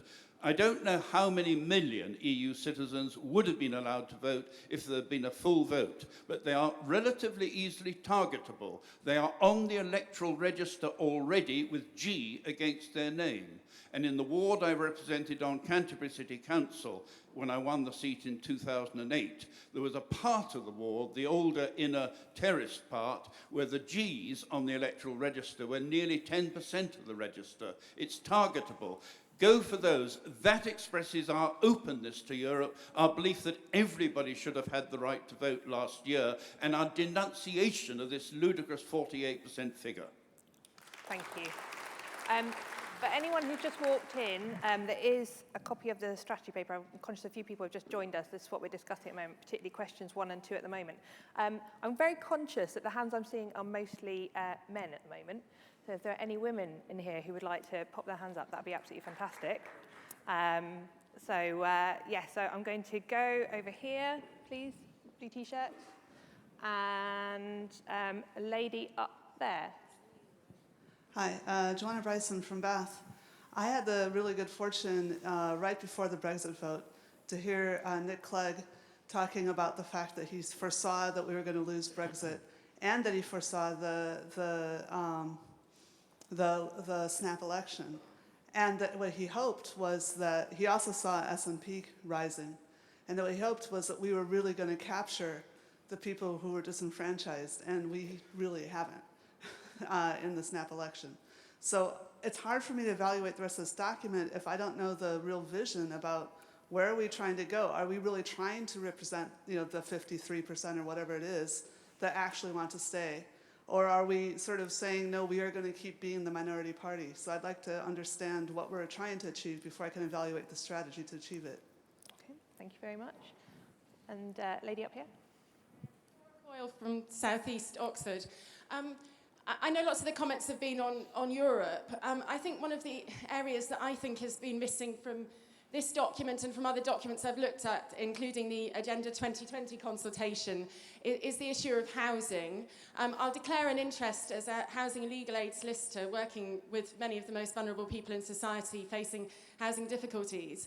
Lots of our documents refer to the fact that there's a housing crisis in this country, but the Agenda 2020 document states that we don't think we should have a separate housing policy, and there's no reference in this strategy document to a housing policy at all.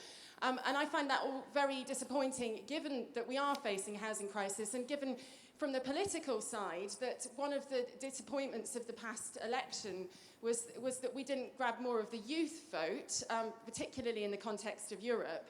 And my personal view is that part of that is to do with housing policy.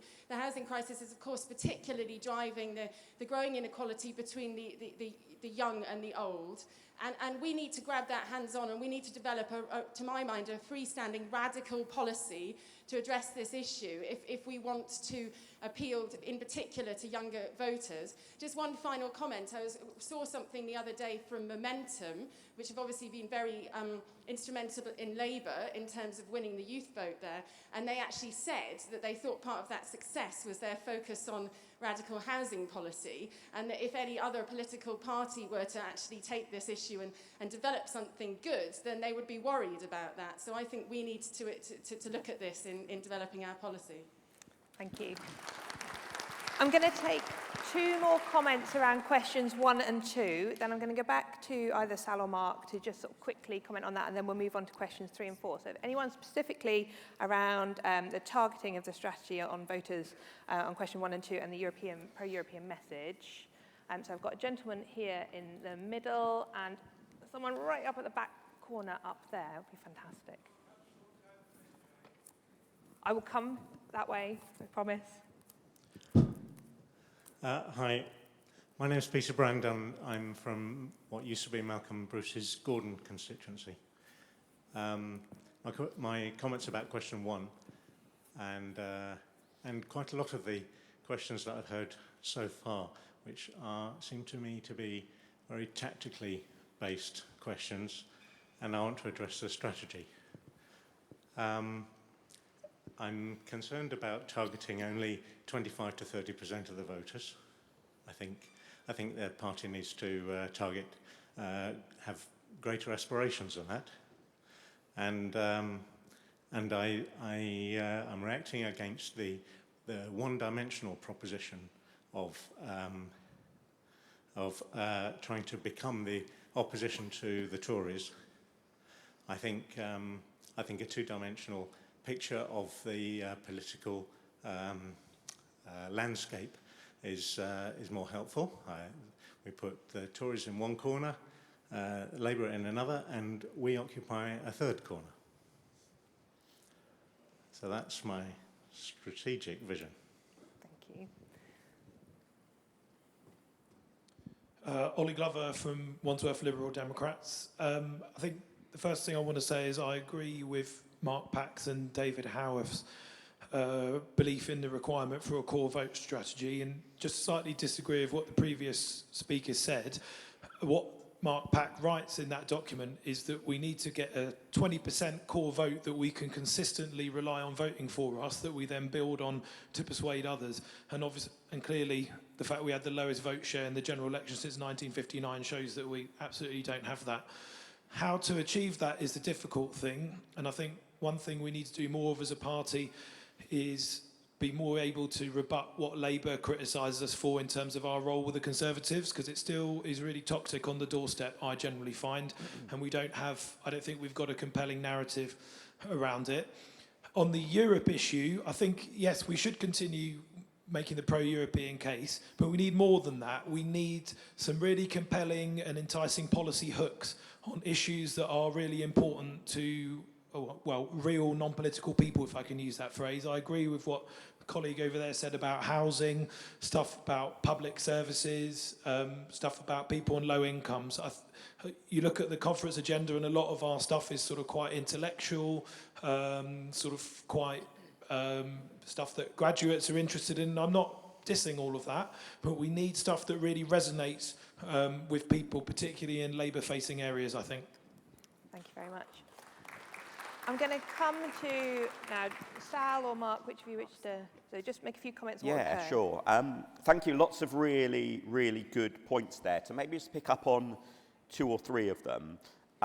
Firstly, I think the point that particularly Michael made initially, and then several of you echoed as well, about the importance of communicating our values, I think is absolutely right. That there are definitely occasions where a particular policy or sitting down and comparing lists of policies between parties is what motivates voters in making their decisions. But a huge amount of political decision-making by voters is about a sense of, does this party share my values? Does it care about people like me? And long, detailed lists of policies help a bit, but are only part of the route to getting the right answers to that. I don't know if you were here at the beginning of this morning, Michael, but there is a sort of brief statement of the party's values that the Federal Policy Committee and others have put together that's now available from the Lib Dem image stand, which I think is a good step forward. And there's the visions process statement that Your Liberal Britain has organised with input from around 8,000 members, which has also produced a document.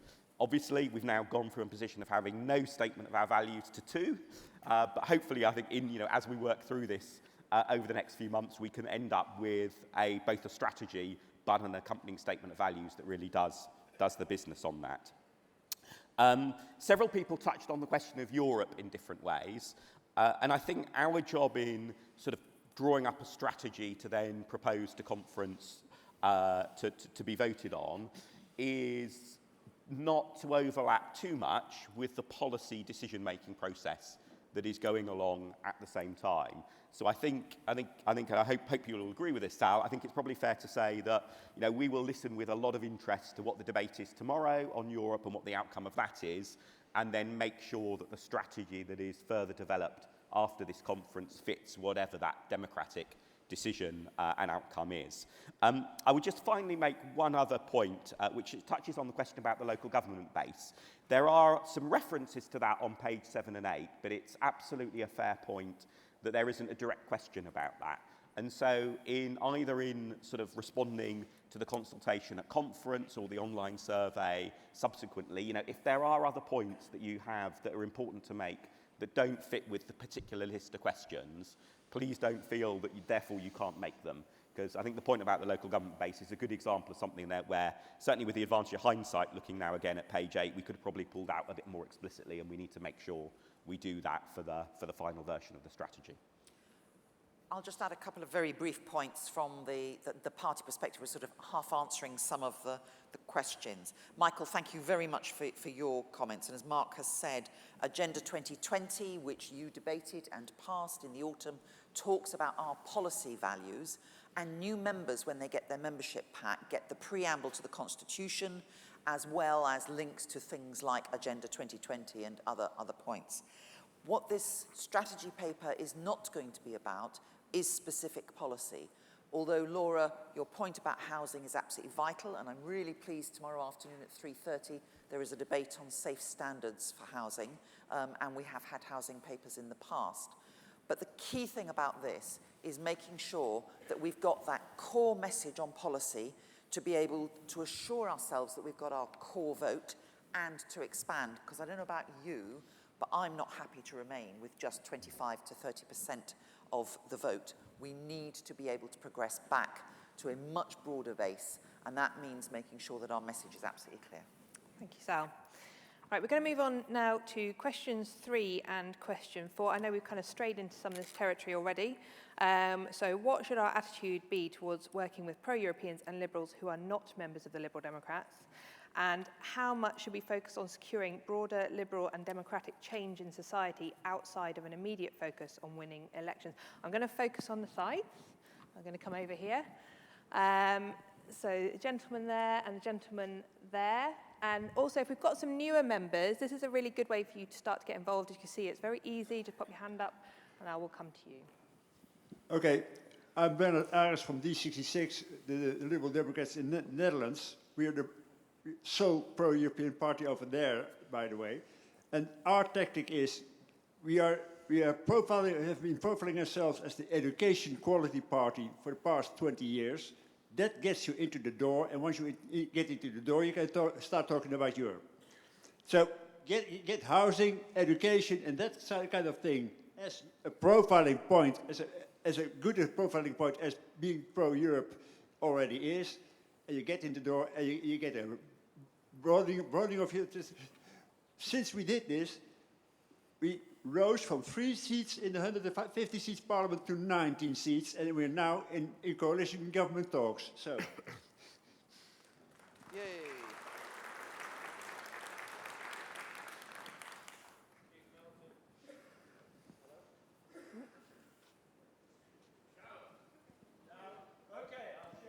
Oh no, hold on. The microphone wasn't working, honestly it wasn't. My name's Keith Melton. I am, in some senses, a newbie. I joined the party 6 months ago, but I'm actually a retread. My first election was in 1964 as a Liberal in a school mock election. And I've stood in various elections since then for the party. One of the things that I want to say today is that we should be much bolder and more passionate in the way we put our policies across. We also need to be much more responsive centrally to what's going on the ground. Let me tell you a little story from way back.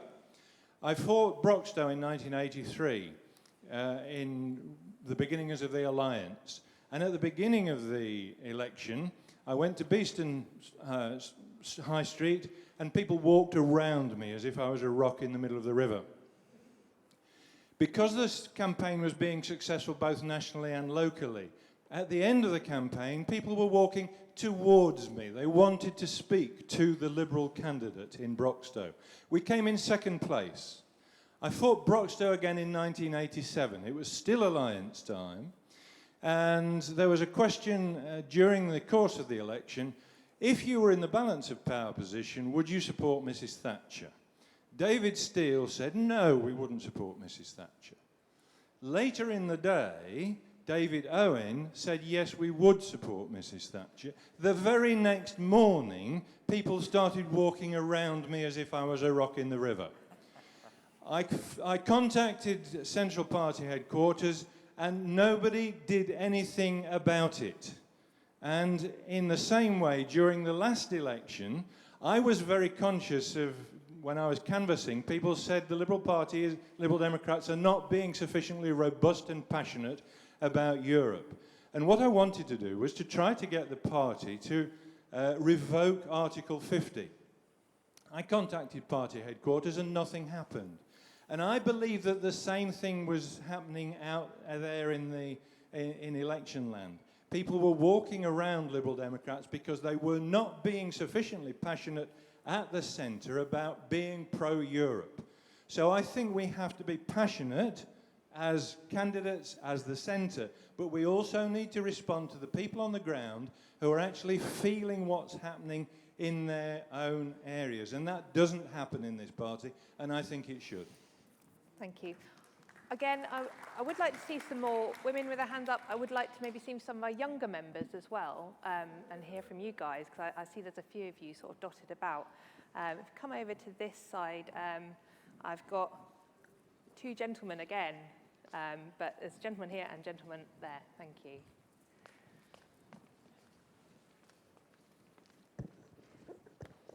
Hi, Neil Lewis. I stood in the Bromsgrove constituency, and I'm from the City of Chester. When we were canvassing in Bromsgrove, I met someone who told me that he was a Conservative supporter, but he was going to vote Labour this time, and then he did an online policy assessment and discovered he was a Liberal Democrat. When he asked me what he should do, I said, well, welcome, join us, and let's join together. So I think it's true that there are many more Liberal Democrats in our society who are not voting for us. So the first question, quite rightly, needs to be, how do we reach them? The second question then becomes, how do we work with those people who are not Liberal Democrats, which is the majority of people? And I would say this. I think that our purpose is to create common ground. So what separates us from the divisive Brexit conservatives who believe that Britain is better than anybody else, or we are better than anyone else, or the Corbyn view, which is the many versus the few, or my group versus your group, is that actually we seek to create that common ground. Now, when you create common ground, you begin with what you've got. So we have the polling that we have, or we have the polling that we have in any individual constituency. From there, our first stage is very much as set out in question 1, is just to reach 20%. I would like us to see us reaching 20% in all our constituencies across the UK, not just those that are target seats. And from then, it's about stretching out and building that common ground. How do we create that common ground such that people feel they can join us, they can work with us, they can work alongside us, or simply they can vote for us? Because whilst they feel a bit Labour or a bit Conservative, when they look at the policies and they look at the outcomes, they discover that actually we have far more in common than that which divides us, and that they are really, truly with us in the middle. Thank you.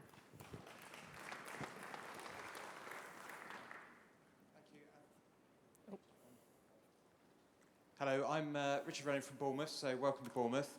I'm on question 3. The question is obviously yes, we want to work and build momentum around the European movement.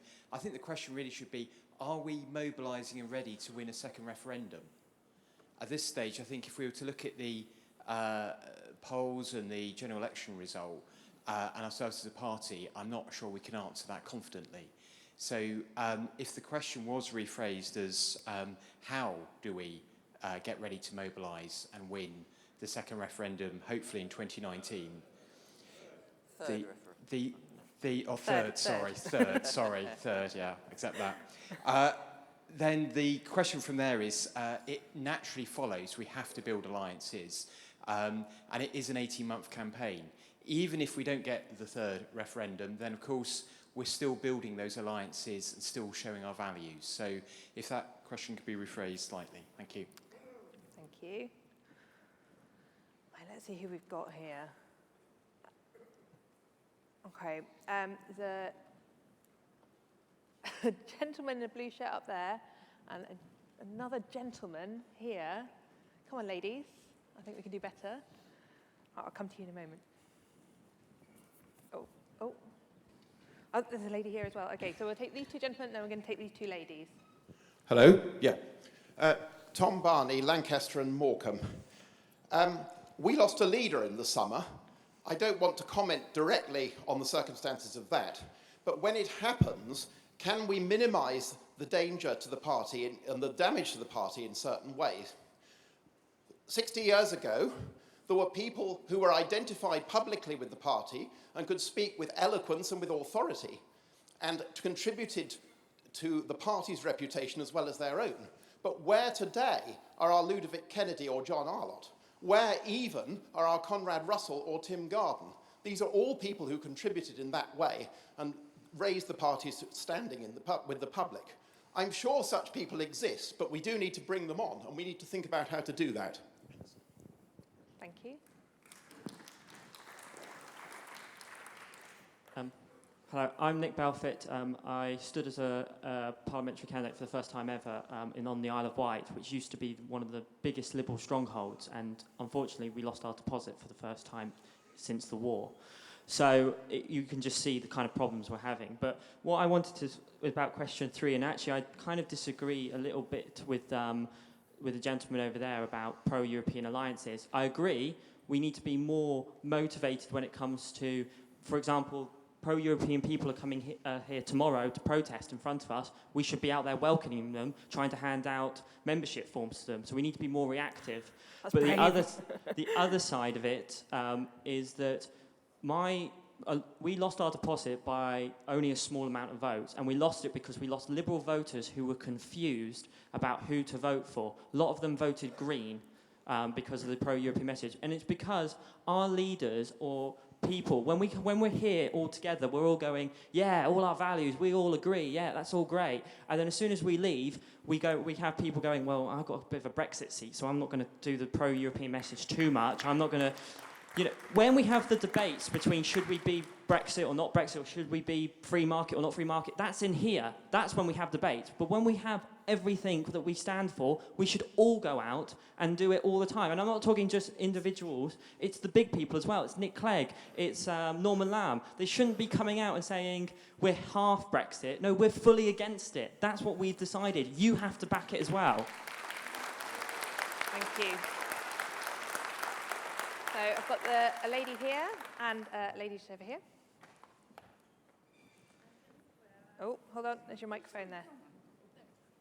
Can you hear me now? Yes. I'm Jennifer Ware. I'm from Kensington and Chelsea.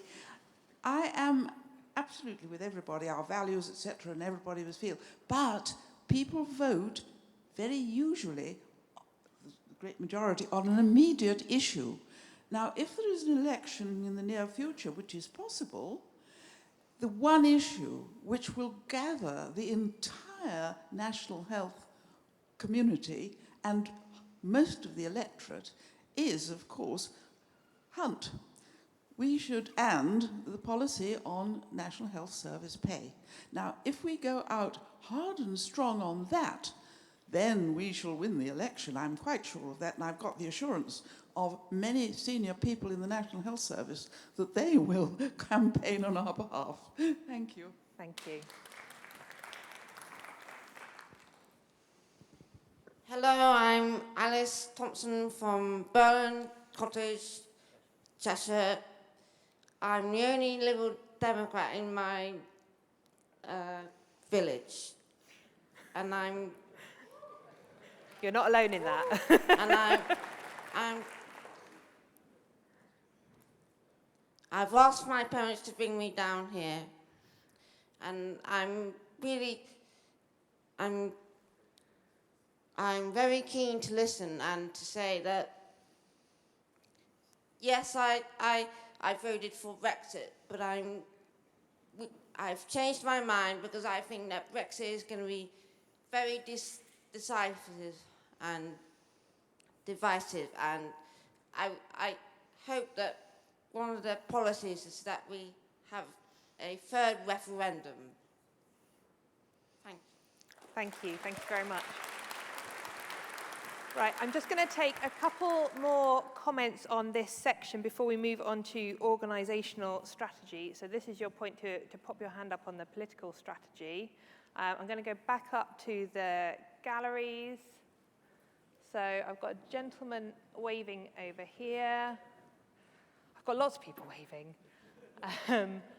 Right, I'm going to take the gentleman over there. I'm going to take the lady here in the middle. I'm going to take the gentleman there. And then actually I'm going to take the lady here, and that'll be 4 last comments. Okay, so I've got, there we go. So have we got the microphone up to this gentleman up here? Which gentleman? That one over there, sorry. Sorry, I've called 4 people and there's only 2 microphones. Hang on a minute.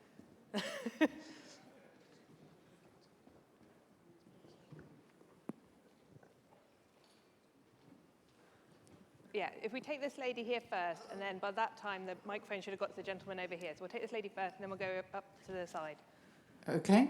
Eleanor Bell. I stood as a parliamentary candidate in Southampton Itchen in the snap election, and I did stand in 2015 before. On the particular point of working with other organisations that are pro-European or anti-Brexit, which was mentioned, in my experience, More United, Progressive Alliance, and even the 48% were all directing members to Labour because they were using the put in your postcode, see who'll get the Tories out, vote that way. And I'm afraid that was very destructive. Specifically, 48% in Itchen, very, very clearly giving that message. It was marginal in both seats between the Tories and Labour, and that was the only thing that was concentrated on. Thank you. The gentleman over here, and meanwhile, if one of the microphones can move to the gentleman in the blue shirt and the sort of brown jacket, that'd be great. Yes, sir. David Walker, Loughborough and Charnwood. I'm old enough to remember hearing German bombers overhead and hearing the sound of bombs falling. I was canvassing a little while ago to a group of young people who said things were fine before we joined the European Union. No, they weren't. There was a war and 25 million people died. If we'd had the European Union instead of the Versailles settlement, we wouldn't have had the rise of fascism. Because we feared the rise of fascism, Jean Monnet and other wonderful people started the move towards the European Union, which has brought peace and prosperity. Too much of our argument is, will we be better off, will we be worse off? What damage will it do? What damage it will do is to destroy the image of a united and peaceful Europe. We're not making enough of that, and we should focus on, we support the European Union because it has brought peace and prosperity to Europe. Thank you. Thank you. All right. If this microphone can move to the lady with the red trousers down here at the front, and we'll go with this gentleman over here.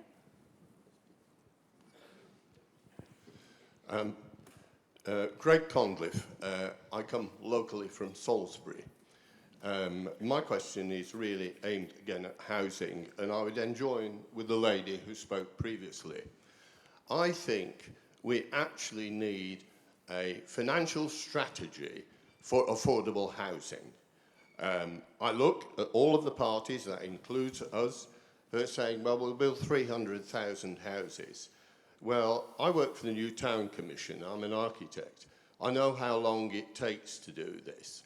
And what we've actually done with housing is the conservative thing. We've handed it over to the developers. And in Salisbury, I see all these houses. They're supposed to build so many that are affordable, and even the affordable ones. What are they? They're rabbit hutches. There will be slums within a very short time. They don't have any architects involved with them. Seldomly, they've got rubber stamp designs on them. They're not good for people. We have to set up a different economic strategy. And I think that strategy has to actually include local authorities.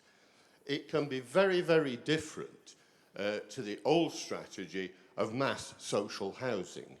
And it should involve small investments. We have examples around the country where affordable housing has actually been done.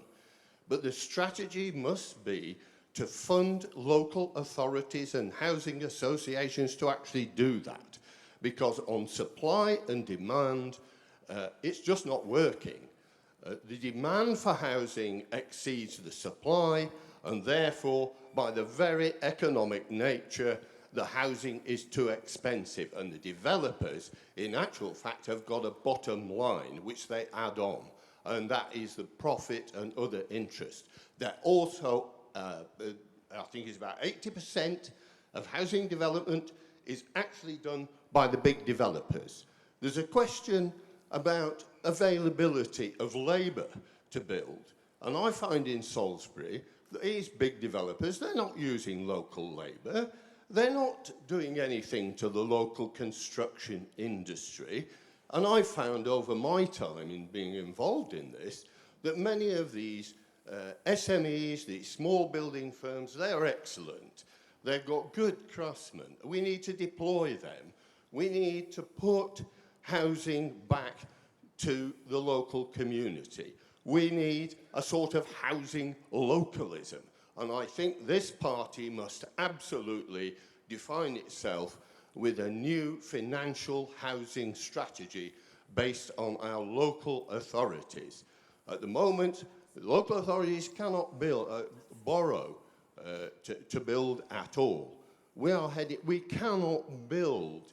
We're not going to get this 300,000. We need to deploy the small resources and build smaller schemes in which local people are actually involved, and that is the way we'll do it. So I'm actually asking you to look at the whole financial strategy of housing, and I don't agree with Sal Brenton. It is a very big issue. If we can do that, it's a long-term problem. We need to do it. Thank you.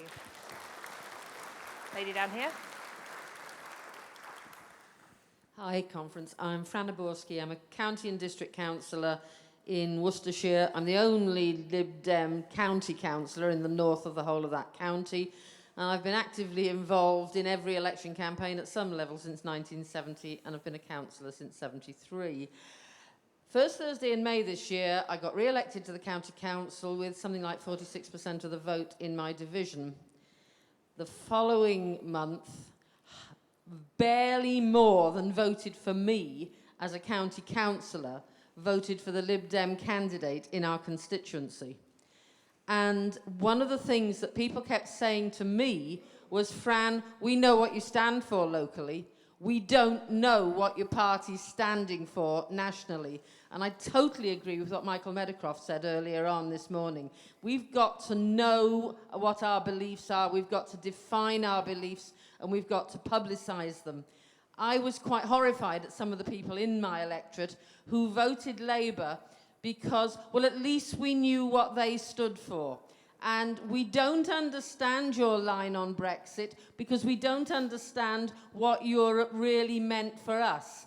And they'd all fallen for this take back power, take back control of your borders, make your own laws nonsense, and hadn't actually thought about, because nobody'd gone out and told them what Europe was really doing for them.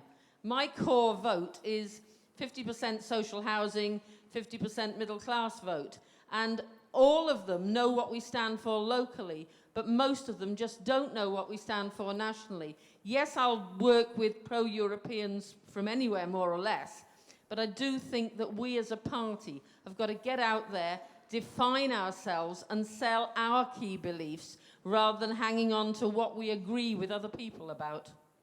Thank you. Thank you very much. On that note, I'm going to come back over to Sal and to Mark, just make a few comments on that before we move on to the next section, which is around the organisational strategy of the party. So, very briefly, Greg, just to be clear, I was not saying that housing was not important. What I'm saying is this strategy is not about listing all our policies.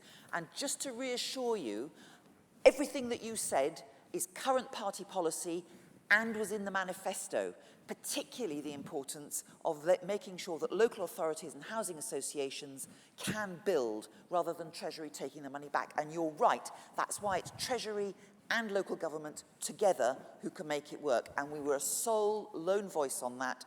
And I think this picks up some of the other points, is we couldn't get that message heard. And therefore, we need a clearer strategy, articulating our values, and absolutely what our core messages are going to be. Now, some of that's going to be hard for us as Lib Dems, because we all want our own pet, very specific policy in there. But I think you're right. Housing, the NHS, and education are key. And can I just say to the colleague from D66, thank you for what you said. I want to give them an extra thanks, because after our disastrous election in 2015, D66 were enormously helpful to those of us wondering how we got the party back on its feet. So thank you very much indeed.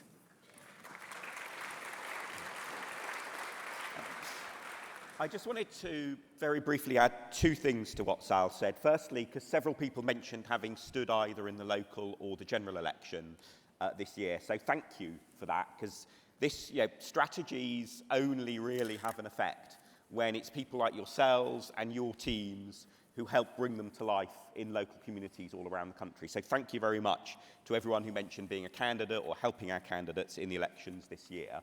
And just also to mention, as two or three people quite understandably touched on questions about how our general election campaign was run this time, just a reminder that the Federal Campaigns and Elections Committee has also got a session during this conference where if you've got views about what we did or we didn't do during the general election, there's an opportunity to feed those in directly there as well. Thank you. Right, we're now going to move on to the organisational strategy. The first part of this discussion, we're going to focus particularly on questions 5 and 6. So if you have a look at page 8, there are 3 objectives that have been suggested. So do you think these are the right objectives for the party? And then on page 10, how do we achieve those objectives? So what do you think? Are these the right priorities? And what's the best way to achieve them? So are they the right objectives? And is this the right way to achieve them? If you don't agree it's the right objectives, then clearly the second part of that is a bit moot. Right, if I could see some hands, please. So I'm going to go to Simon and then the lady in the green top there, please.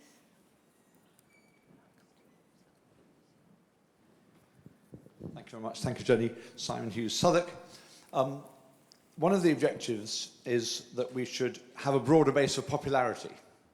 Yeah, that goes without saying in my book. And I think that means 3 things. Firstly, we have to deal with the policy issues which are giving us grief. We cannot continue to be the party in favour of high tuition fees for the remaining years ahead. It's absolutely slaughtering us in loads of places, and we have to address the areas where we're in political difficulty, and that's one of them. And on another occasion, Jenny, I'll elaborate how I think we need to move our policy completely from the one we are associated with everywhere. Secondly, and it resonates, and I will talk about that elsewhere. Secondly, it resonates with several comments earlier. Look at the Demos, big survey this week of young people's views. Top issue for them, 50% affordable housing. The other issues in their list, lack of jobs, low pay, difficulty in finding work experience, and barriers to higher education. We have to be popular with young people. They're the voters of the future. And compared to Labour, we are miles behind. Miles behind. One, because our social media strategy, though okay, is not in the same league as Labour's.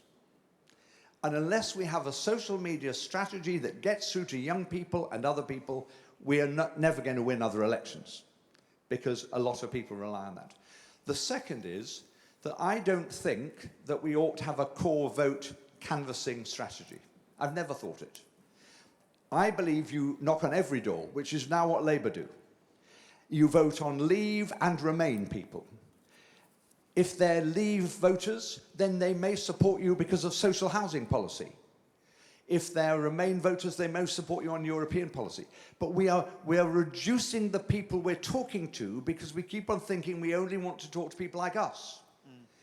And the last point is, if we're going to be popular, we have to have a party with loads of people who are council tenants and social housing tenants and black and Asian and from minority ethnic and faith communities, and we don't. We just don't. And we've got to really address the weaknesses of our makeup as a party. We've got a record number of members, 100,000, just over. Labour have 700,000. They have millions in the bank. They will continue to advance and capture our ground if we're not as radical and exciting in policy and effective in communication as they are. And just one example of a policy where I think, as well as housing and changing education funding policy, we could really make a difference. I think people do regard many salaries at the top end as obscene. And I think we ought to say so. And I think there ought to be mechanisms whereby we say, if anybody wants to pay more than the Prime Minister's salary in the public sector, Parliament has to approve it, or that category of payment. And in the private sector, the shareholders have to approve it. And in the voluntary sector, the members have to approve it. Let's have some policies that really make a difference. And yes, some people won't like them. And yes, some of the captains of industry may say it's all very illiberal. But I think radical tradition means you change the inequality bias in this country much more dramatically. So be bold, be much more radical, but don't only talk to the few, as Labour are now doing, talk to the many.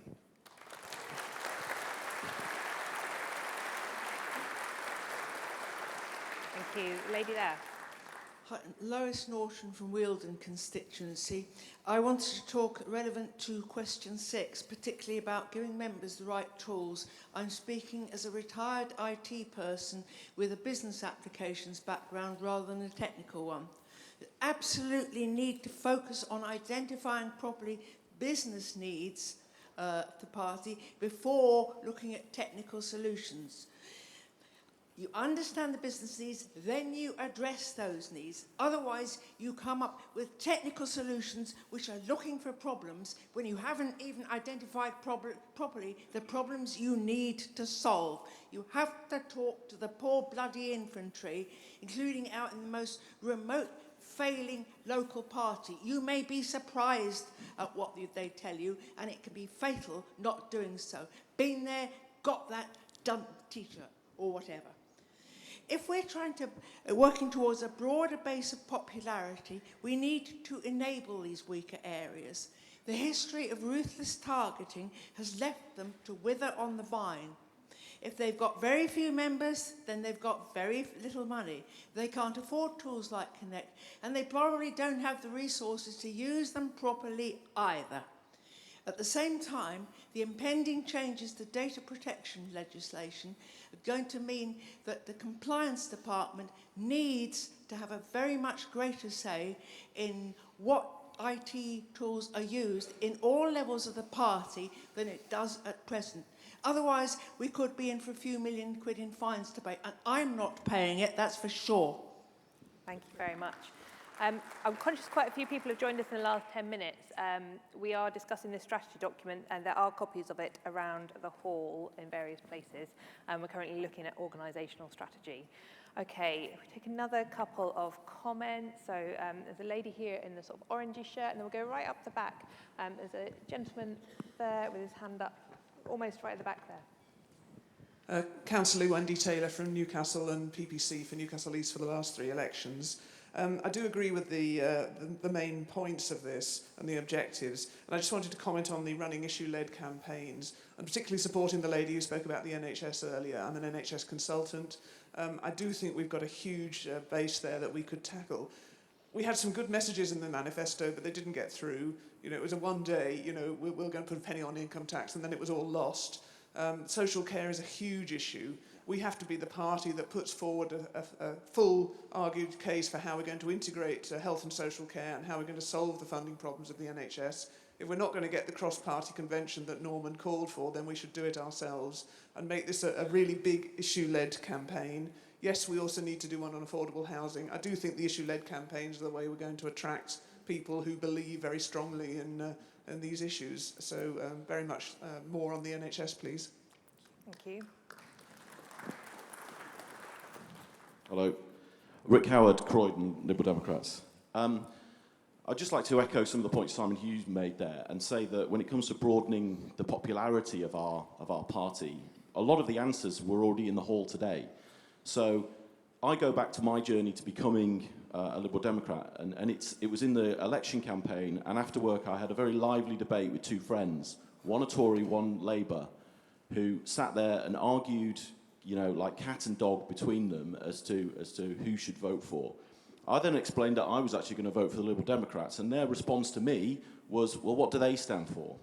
So although they violently disagreed with everything they said, when I explained a lot of the things that are in this strategy here about open versus closed, you know, about tolerant values, I found that both of them disagreed with nothing that I was saying to them. The point I'm making is these 2 people were both Liberal Democrats. They just didn't realise it. And when it comes to broadening our popularity, we've got to find these people who do share our values, but they think they're Tories, they think they're Labour, whereas actually they're Liberal Democrats. Why I chose the Liberal Democrats was because I saw 2 Conservative parties with a small c. We're in a new paradigm now. We've got globalisation, digitisation, post-financial crash. And the choices we have in this society at the moment are the failed policies of the 1970s or the failed policies of the 1980s and the 1990s. And what I saw from the Liberal Democrats was we needed a radical approach instead of, you know, the Conservative approach. So that's how we broaden our popularity, reach out to these people who don't realise that they're Liberal Democrats and explain that we are a radical party and we have got new and fresh ideas. Lovely, thank you. Right, okay, hold on, 2 ticks. I'm going to get, there's a lady, right, just to save the microphone, trotting too far. There's a lady who was right behind you with her hand over.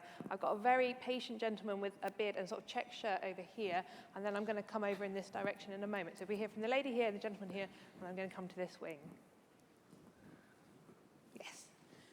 Yes, I'm Claire Young. I was the candidate in Thornbury and Yates at the election. I'm concerned, sort of following on from the lady who worked in IT. I too worked in the software industry, and I think we are at the very early stages of understanding our digital strategy, and I think this has to be one of our priorities for achieving the widening of our popularity base.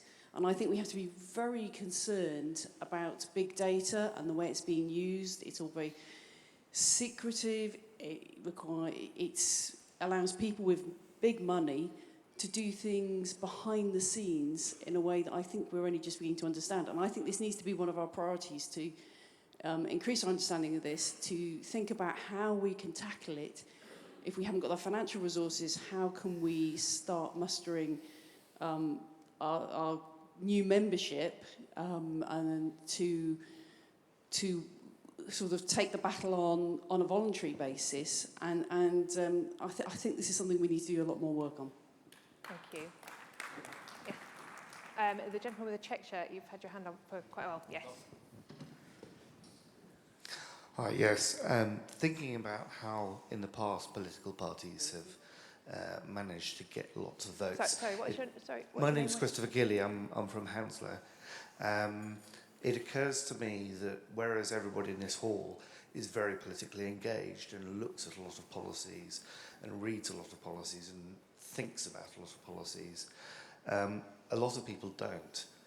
And they will latch on to a very, very simple message, maybe just one sentence or even a short phrase, things like take back control or £350 million a week, or you can think of any of the elections in the past. And one of the things I think the Liberal Democrats need to think about is how do we condense what we are excuse me, down to such a short phrase. Because otherwise I think a lot of people will start reading a paragraph and get switched off. Thank you very much. Right, I'm going to come over to this wing over here. There's a lady down here with the blue top in the corner, and then there's a lady over there with sort of orangey jumper. Okay.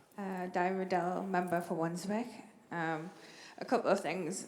You need to kind of get out and get the message out there more. So it could be street teams, it could be kind of have an online debate, and kind of bring people in, find out what their opinions are, and kind of gather momentum that way, and kind of listen to kind of the electorate. That's all I have to say. Thank you. Thank you very much. Hi, I'm Mary Renier-Wilson from South Cambridgeshire. Having been lucky enough or mad enough to be involved in some national campaigns recently, and campaigns that were supported by the National Party, there's a huge difference between the campaigns that we run that are closely targeted and have headquarter staff support, and the ones that we then run locally by ourselves, even where local parties have got paid members of staff managed by volunteers in the local parties. We are brilliant at running targeted election campaigns. The staff that we have at headquarters are experienced and have brilliant ideas, but that never gets filtered down to the local parties, apart from through luck and chance. And I think that we have to start looking at, particularly with the volunteers and the volunteer-managed staff, having some of that stuff filtered down so that we get that best practice that we know we can do really, really well and that we did so well in Richmond, actually going out to the local parties, not just the little tiny ones who have no support at all, but also those mid-tier parties who could do really, really well if they're given more of the support nationally to actually get there. Thank you very much. I'm very conscious of time. There's a lot of hands starting to go up. I'm going to take 2 more comments on this part before we move on to the final part. So there's a young gentleman here with glasses. And there's a lady up there with sort of is it green gilet or waistcoat.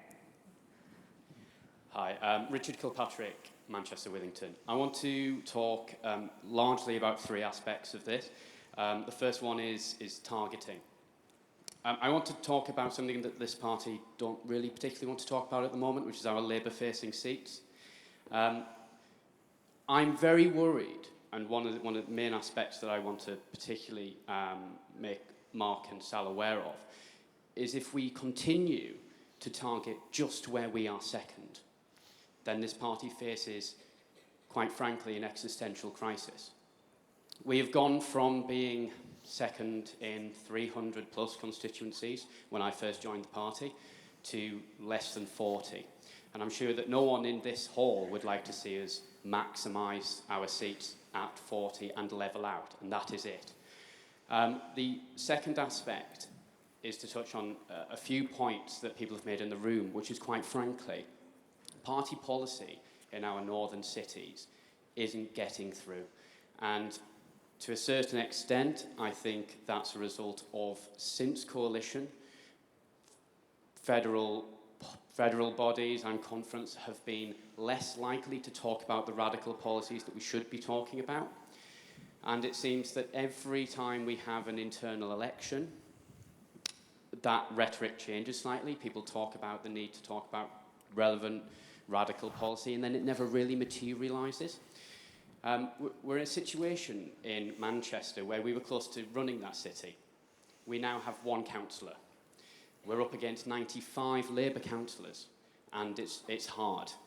And we fight them really hard every year. And I'd just quite like if we could have some marrying up of what the Central Party are doing in terms of messaging, what we're doing in Parliament, and be aware that we are facing Labour in our northern cities and in London, and we need to marry those two things up. My last point is just on organisation. I actually get quite frustrated when people say that the Central Party isn't doing enough, because I actually think, given the resources that it's got, it's doing quite a lot. You know, I'm a communication professional myself, and what I do is enable my clients to go out there and communicate. I think the Central Party do that very well. What we do need to do is ensure that when we get objections, that our activists, our volunteer network are in a position to meet those objections. And I think that we need to, quite frankly, take ownership amongst ourselves. We're talking about a social media strategy. You can do that yourself. You just need to be shown how to do it. So more outreach from HQ staff would be great, and I think that would be certainly a much better use of their time than currently is the situation, which I imagine is spent trying to drudge through the countless communications that they receive from volunteers, and then naturally volunteers don't get a reply, and then there becomes a detachment between one aspect of the organisation and another. Thank you. With the lady up here with the green waistcoat. Hello. To my mind, there is only one issue and one short-term strategy. This is Catherine Pindar from Copeland and Workington. We had a by-election in the spring. The one issue and one strategy I would like to see us have is to think of the next 18 months and persuading enough of the nation to support a third referendum, the referendum on the outcome of the negotiations, which, as we all know, are not going well, and it is a gathering strength that we need to have that third referendum. We need to concentrate on that because we are not yet winning over enough of the vote. That would be my first point. My only other point is to say, I think, and this is following up a little bit of what Simon Hughes said, that we need to emphasize what we can offer youth because of the inequality, because older people have had too much of the privilege and youth are having too much of the problems now. And we, Liberal Democrats, we want to support youth in the housing field and through our referendum policy, because it is the 69% of youth who wanted to stay in Europe who didn't get their way. And through other policies, such as on welfare, we have prioritised helping children and young people and young people who can't get decent housing are paying too much in rent and so on. We need to concentrate, we need to show that it isn't only the Labour Party who support and will work for the youth of this country. Thank you very much. Thank you very much. So very briefly from Sal and from Mark, 'cause I'm just conscious of time. If you've got any comments you want to pick up particularly from all of that? You go first. Yeah. Okay, just to pick up on a couple of themes that have run through several of those really useful contributions. One is to say that if you look at people out there who share our values but don't yet know that they're Liberal Democrats, as was very eloquently put earlier, and you look at their sort of characteristics, they are more likely to be female than an average member of the population. They're more likely to be younger than an average member of the population. They're more likely to be from a BAME background than an average member of the population. So there are huge numbers of people out there who sort of share our values, but in a sense aren't like me. And too often, I think, in the party, we organise the way we do things on the basis of assumptions that suit, you know, the ways that people like me live our lives and how we organise things and when we have free time during the week, etc. So I think that point about improving our diversity is really crucial, not just to reaching those other people who share our values, but also to getting much more out of the amazing skills and talent that we have in our membership. Because time and again, if you look at a party committee meeting or a local party executive, etc., it's full of people like me, but people like me are a minority of the party, and that to me says there's a huge untapped potential out there. I hope people like me have something to contribute as well, but there's a huge untapped potential as well. I just want to add a couple of points, particularly to thank Lois and Claire for their points about the new data protection regulations that are coming in May next year. Please don't think that nothing is happening. There is plenty happening. We are actually setting up a project team to run it because it is so important. For everybody who is an active member of a local party, this affects you. This isn't an HQ issue. So thank you for raising it. It's absolutely on our radar and it needs to be built into the strategy. And on the points made by Richard Kilpatrick, again, a lot of the comments were about you. This isn't about you at HQ. It's about all of us because the HQ capacity is very, very small. What we need to do is to steer it in the direction that helps deliver the strategy. And your comments have been helpful, but you're part of that delivery too. Thank you. Right, this next bit is probably a bit of a beast, actually. We've got about 15 minutes, so if you are going to comment, if you could try and keep it reasonably brief, because there are a lot of hands popping up. So looking at around about page 11 onwards, this is questions 7 through to 10. So there's a list here of systemic factors which are holding back the party. So this includes first past the post. So is there anything you'd add to that list? How do we address the systemic barriers that hold back the party? For example, electoral reform. And then we've also got questions there about how we build a fundraising base and how we can get better coverage from the newspapers. So as you can see, quite a lot to get through in 15 minutes. If you don't get to your comment taken, like I said, there's these little business cards. They've got a little web address that you can put your feedback onto, and that'll go into the party. So I'm going to go up to this side. There's a gentleman there in a kind of patterned jumper over there. And this lady here with a kind of jacket with flowers on.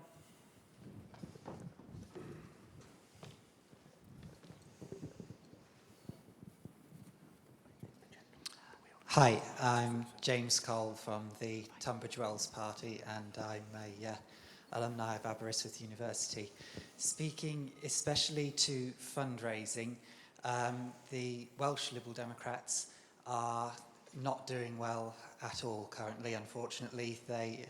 We no longer have any MPs in Wales and are down to 1 AM. Sole saving grace is the concentration of those who do vote Lib Dem in Wales is currently in 3 parliamentary constituencies, Ceredigion, Brecon and Radnorshire and Montgomeryshire. And I think if the Federal Party could help the Welsh Party out with fundraising now so that we can fight every election, even if it's a local council election where we only expect to get 2 votes, we can build name recognition, we can get our message out, and we can hopefully get more councillors, more AMs and the MPs in those constituencies And from that, we will have a decent fundraising base to continue to fight in Wales without the support of the federal party anymore. It's distributing funds now to hopefully make the situation better later. Thank you. Hello, it's Lindsay Goff from South Gloucestershire. Now, I'm a relatively new member. I joined in December, so this will be my first conference.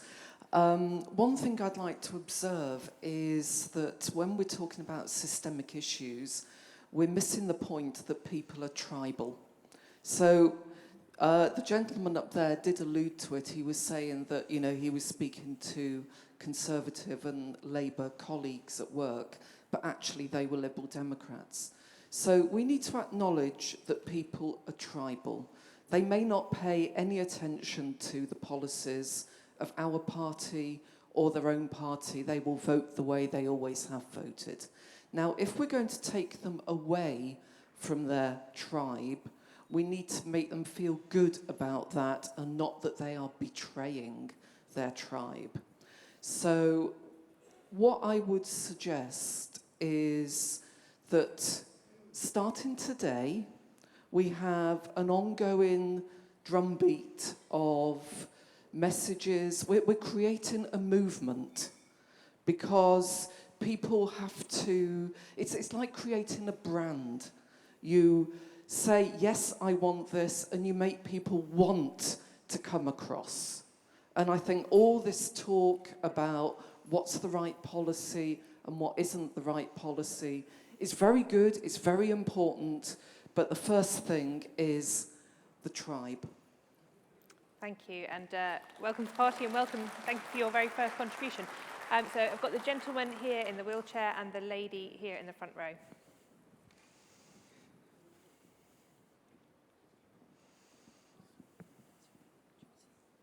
Hello, I'm Richard Whedon from Newcastle under Lyme.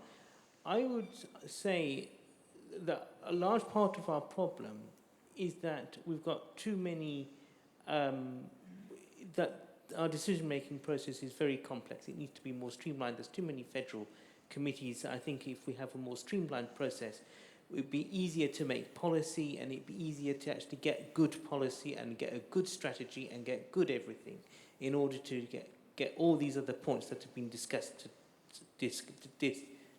today.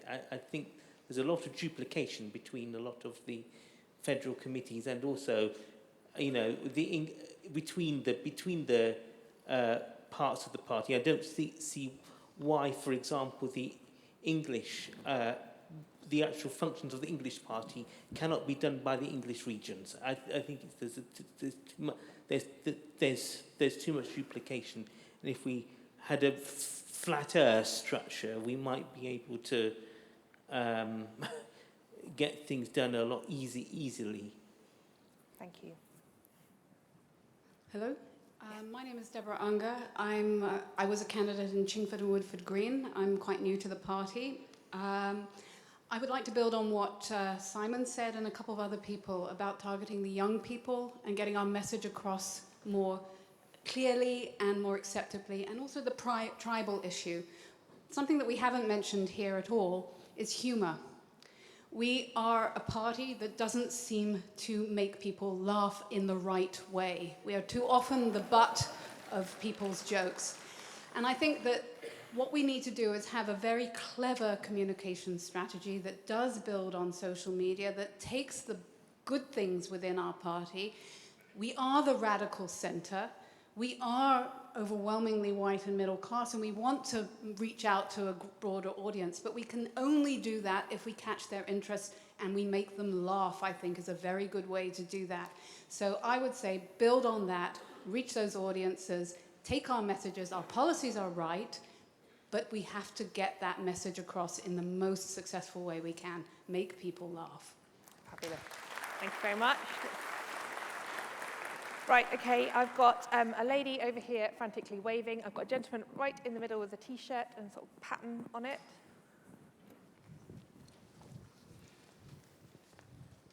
Yeah, Janet Massey from Felixstowe.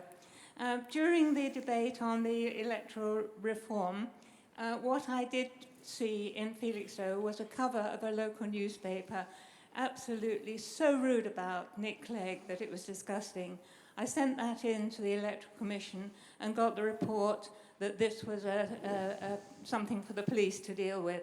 Now, we have had recently that Bob Prosner from the Party in Electoral Finance of the Electoral Commission has said that the law currently stops short of giving the Commission the power to enforce candidate spending rules, and only the police can investigate if there's a problem.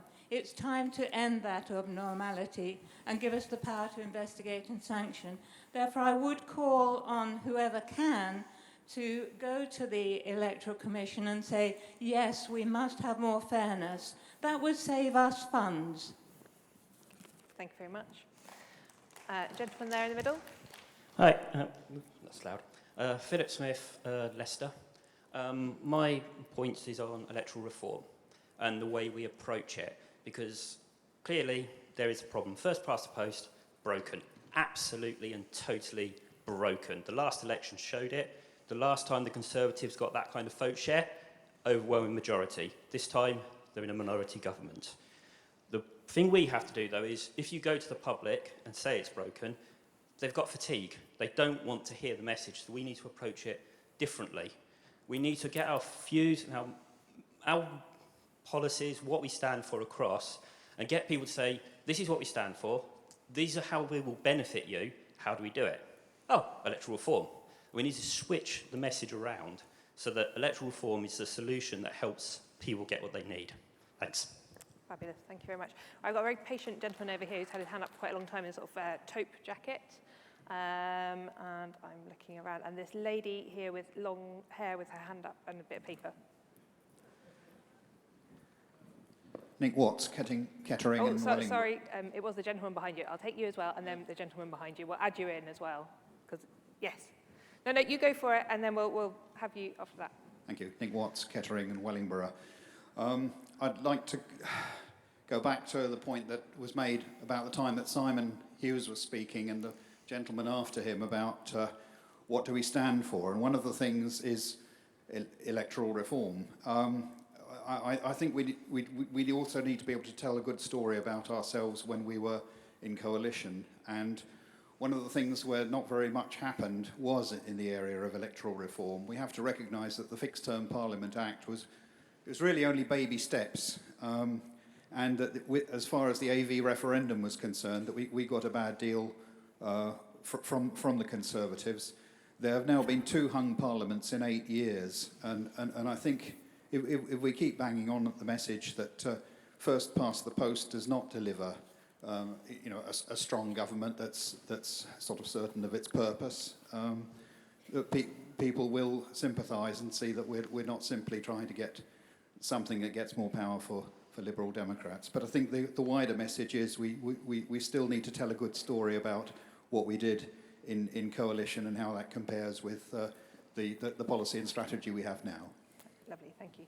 We'll go to the lady here, and then we'll come to you. Hi, my name is Ruby, and I'm from Arran. I just moved there, but used to be from Buckingham. So I think one of the biggest problems is how we target our audiences. We talk way too much about vague concepts of liberalism and stuff like that, but we haven't said, oh, Brexit will affect your household bills by this amount. Your food bill will come out this. And I think when there's talking about the media, actually, I think we can target how Brexit affects individual industries.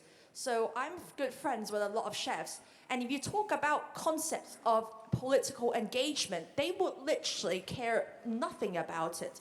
But once I said to them, you need to vote in Brexit because the lack of EU workers will affect the restaurant industry because of the lack of workers, because of this.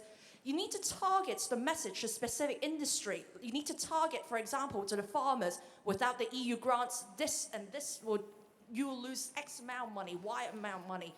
So I think this is by talking to the industry leaders and the groups, industry-specific groups. For example, hospitality and farming, etc. You might probably have a greater effect than just maybe a national, kind of going to Andrew Marr, whatever, because that message will be buried under the traditional media. Whereas if you go into these industry events and talk how it affects directly in the industry, I'm sure that will have a much bigger and better impact. Thank you. Thank you. All right, this is going to be the final comment now because we are running out of time. So, yes, sir. Thank you. My name's Richard Flowers. I was honoured to be your candidate in Macclesfield, but I worked a lot in where I live, Cheadle. The media have a saying which is show, don't tell. So what I want us to do is to win more seats in order to broaden our support base, but do it by building what I call beacons of liberalism. If you look at what Tower Hamlets achieved in the 80s and what Elaine Bagshaw is doing again there now, if you look at the transformation that happened in Liverpool in the 90s after decades of Labour misrule, if you look at what Stockport Council has achieved in the 2000s, and will again when we take back control next year, these are all stories that we can tell and show. And Greg was right, we need to demonstrate a different economic model. We need to have policies, and Kelly Marie and Daisy have got a great small business policy coming up this week, which is also good, so come and vote for that. We need to show that we can deliver something different for people. And if we do, then we've got the story that we can take to the media. And then we've got the answer to my good friend sat next to me. Our short story is liberalism, it works. Thank you very much. All right, I'm going to hand over some final comments from Sal and from Mark on everything we've heard. As I say, pick up these little business cards. They're at the information desk. They're down at the front. If you have any additional feedback, do go onto there and feed into the process because it's not done yet. Yes, Sal. I want to start by picking up on Richard's point. I think show, don't tell is a brilliant way of us articulating what we can do and how we can do it. I want to thank Janet for her comments about the Electoral Commission. And there's certainly been other comments as well about organisations like the Electoral Commission who are not just holding other political parties to account, they're holding us to account, and we will not have an option but to include within our strategy how we manage the new landscape in which we are as much at risk as other parties, and we have to be on top of that. Ruby, thank you for your comments. Much of what you said is what both the press team and our members in the House of Lords and the Commons do. They work with very specific sectors. And I suggest that if you're free just after 9:10 tomorrow morning before the big EU debate, come in and ask a question of the parliamentary parties on how they're achieving some of that specialist work. Yes, we need to mainstream it more, but it is happening. And finally, just to sum everything up, you've articulated much of the debate that the Federal Board and the other committees have already been having in our own discussion. And I think you perhaps understand that it's great saying we'll stop targeting and do everything, but on the other hand, we need to increase our MPs. The magic trick is going to be making sure that the resources are there to do what we have to do, which will include things like staff helping much more than they have been able to in the past out in the regions for you to be able to go and do stuff. Our staff base is much diminished of what it once was. The only way that we are really going to make progress is not by us, as in the members, telling HQ to do things, but HQ facilitating us doing things wherever we live. Thank you. Just to sort of say finally, the plan is that we will hopefully have a strategy motion that comes to the next spring conference, Federal Conference Committee permitting. And so there is plenty of opportunity still beyond the session that everyone has taken part in today, for which so many thanks, to still influence what ends up being adopted as the party strategy. And although strategy can sound like it's a slightly dry subject, you barely have to switch on the news any day to have a reminder of how important it is that we once again become a much more powerful voice in British politics. So any further contributions you can make to help us get that right will be hugely valued and hugely appreciated. So thank you. Thank you. All right, thank you very much to everyone for their contributions today. I think we should show our appreciation to the group who've put this paper together, and to Sal and to Mark for coming here today to listen. So thank you. We're now going to hand over to the next session. So Zoe O'Connell is going to be chairing the next session on Paris and climate change.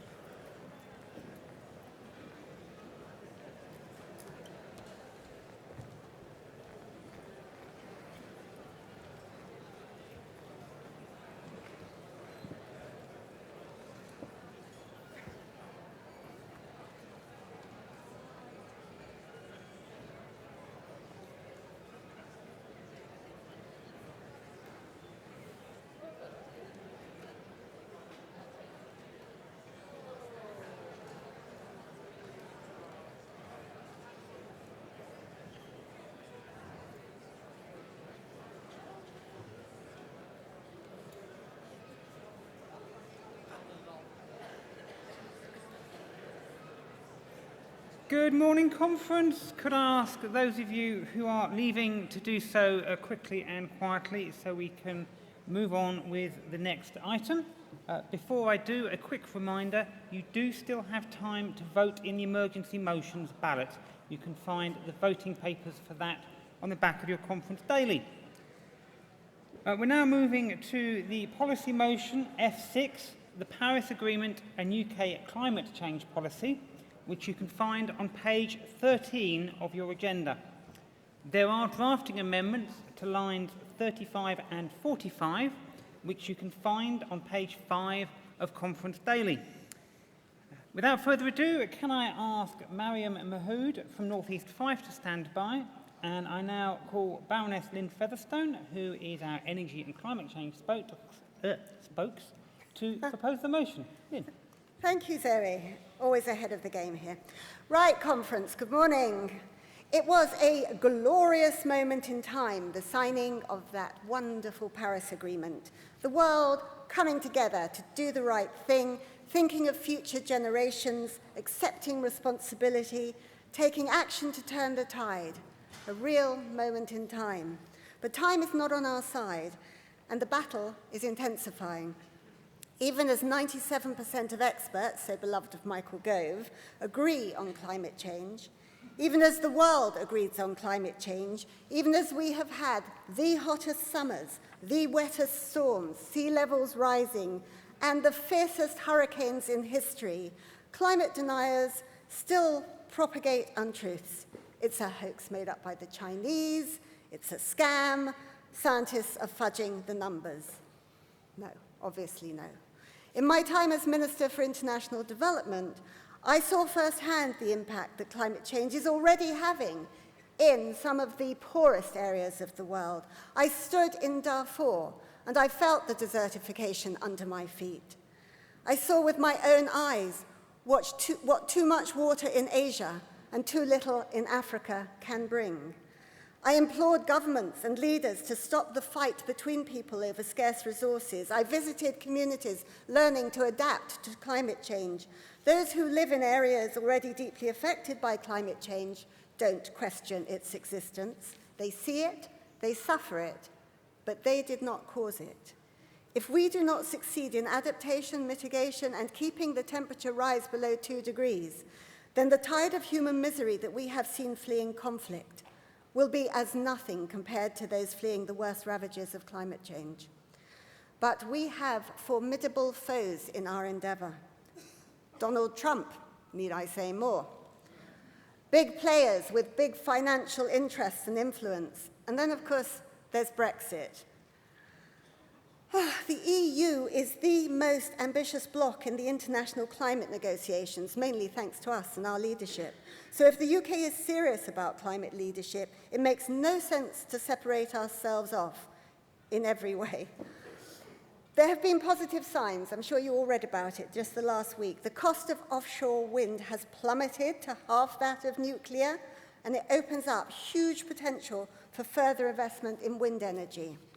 A report from PwC has shown that the UK is decarbonising at a faster rate than any of the other G20 countries. It's not surprising. It is the result of fantastic work by two Liberal Democrat Secretaries of State, Ed Davey and Chris Huhne, during the coalition government. But that progress is not going to continue with the Tories, not if they continue as they are. And we are up against it with the best will in the world, and quite frankly, the Tory government does not have the best will in the world. Targets will be missed. Promises are being broken. Shale is wrongly being hailed as a saviour. Uncertainty is being created, investor confidence decimated, and the clean growth plan delayed and delayed and delayed. Although I hear it's going to be with us next week, but I have heard that every week for some years now. An industrial strategy that virtually ignores climate change and no plan for green finance. And the worst thing is there is no sense of urgency. But this is urgent. We are not going to be able to restrict the rise in global warming to 2 degrees, let alone 1.5. Those are the targets we're committed to under the Paris Agreement, if we do not, and if others do not take radical action. Now, the good news is it can be done. We do actually have the answer, but the challenge is that the government has its hands over its ears. It doesn't want to take the action needed. And it's odd, really, with Conservatives, because you would think that the economic argument alone should persuade. Even a government that hates green crap should be enticed by the economic miracle for the 21st century that is offered by the Clean Agenda. Over the next few decades, that's going to be worth trillions. You think that would attract the Conservatives. Low-carbon products, low-carbon services, with the forcing mechanisms of the Paris Agreement and the Sustainable Development Goals, those are the growth markets worldwide. Those are money-making investments, solar, storage, cutting-edge technologies. Serious investors are turning this way. So we are trying to help the government. Liberal Democrat policy is for the UK to be zero carbon by 2050. On Monday, we're launching a report that I commissioned on what we need to do to deliver that. A vision for Britain, clean, green and carbon-free. The report comprises evidence collected from a huge range of industry experts and academics after months of research, and it draws on the expertise within our party, because we have a depth of knowledge and experts within our own ranks who over the last few decades have enabled the Liberal Democrats to be the leaders on this agenda. The evidence is clear. The report shows we have to be carbon-free by 2050 in order to meet the Paris Agreement. To do that, we need to go further than the current 80% target by 2050. We have to bring it forward. We have to reduce greenhouse gases by 80% by 2040. Now, to get there, we have to go further, we have to go faster, we have to forge ahead on every front. We need investment in renewables, innovative technology. We desperately need carbon capture and storage. We need a major program on efficiency, on energy efficiency. We need to accelerate the deployment of renewables, a new governance structure, a rapid rollout of storage technologies, an integrated electricity systems operator, reducing demand, address aviation and shipping, optimize supply chains, tackle industry, circular economy, low carbon heat, low carbon transport, afforestation, close cooperation with the EU. What about peatlands? What about community energy, housing standards, onshore wind? What about heat pumps, tidal lagoons, biogas? What about climate risk finance? What about jobs? What about? I'm sure I left a lot off that list. It has all got to be done. It has all got to be done. Every single bit of it, and done to the max. And it can only be done with political will. And as our lily-livered government doesn't seem to know the way, Liberal Democrats will bloody well show them. Support the motion.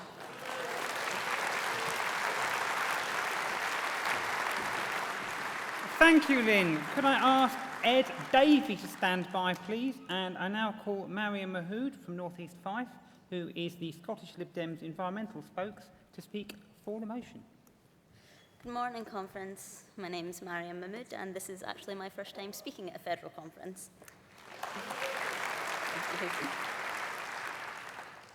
Like many of you, I care deeply about environmental issues, But with Donald Trump backing out of the Paris Agreement and Michael Gove being appointed as Environment Secretary, seems that the environment's very low on the political agenda and falling further. Climate change certainly wasn't the hot topic during the general election, and the Conservatives are very unlikely to push it further up now. The Conservatives and Labour are both apathetic to green issues, so if we don't champion them, no one will. The Liberal Democrats have always had strong green credentials, but we don't talk about that enough.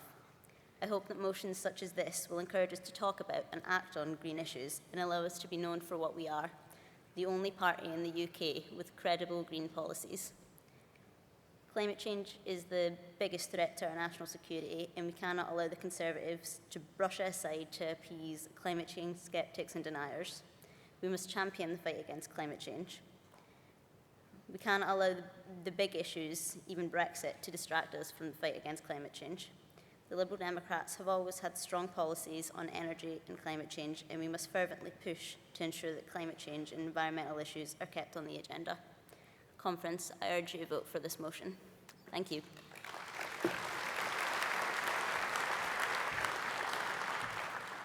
Thank you. Can I ask Dr. Elizabeth Wilson to stand by, please? And I now call Ed Davey, who is MP for Kingston and Surbiton, who wishes to speak against lines 37 to 43. Conference, it's good to be back. And can I take this opportunity to thank all those many party members who came to Kingston and Surbiton to help us win. Together we won.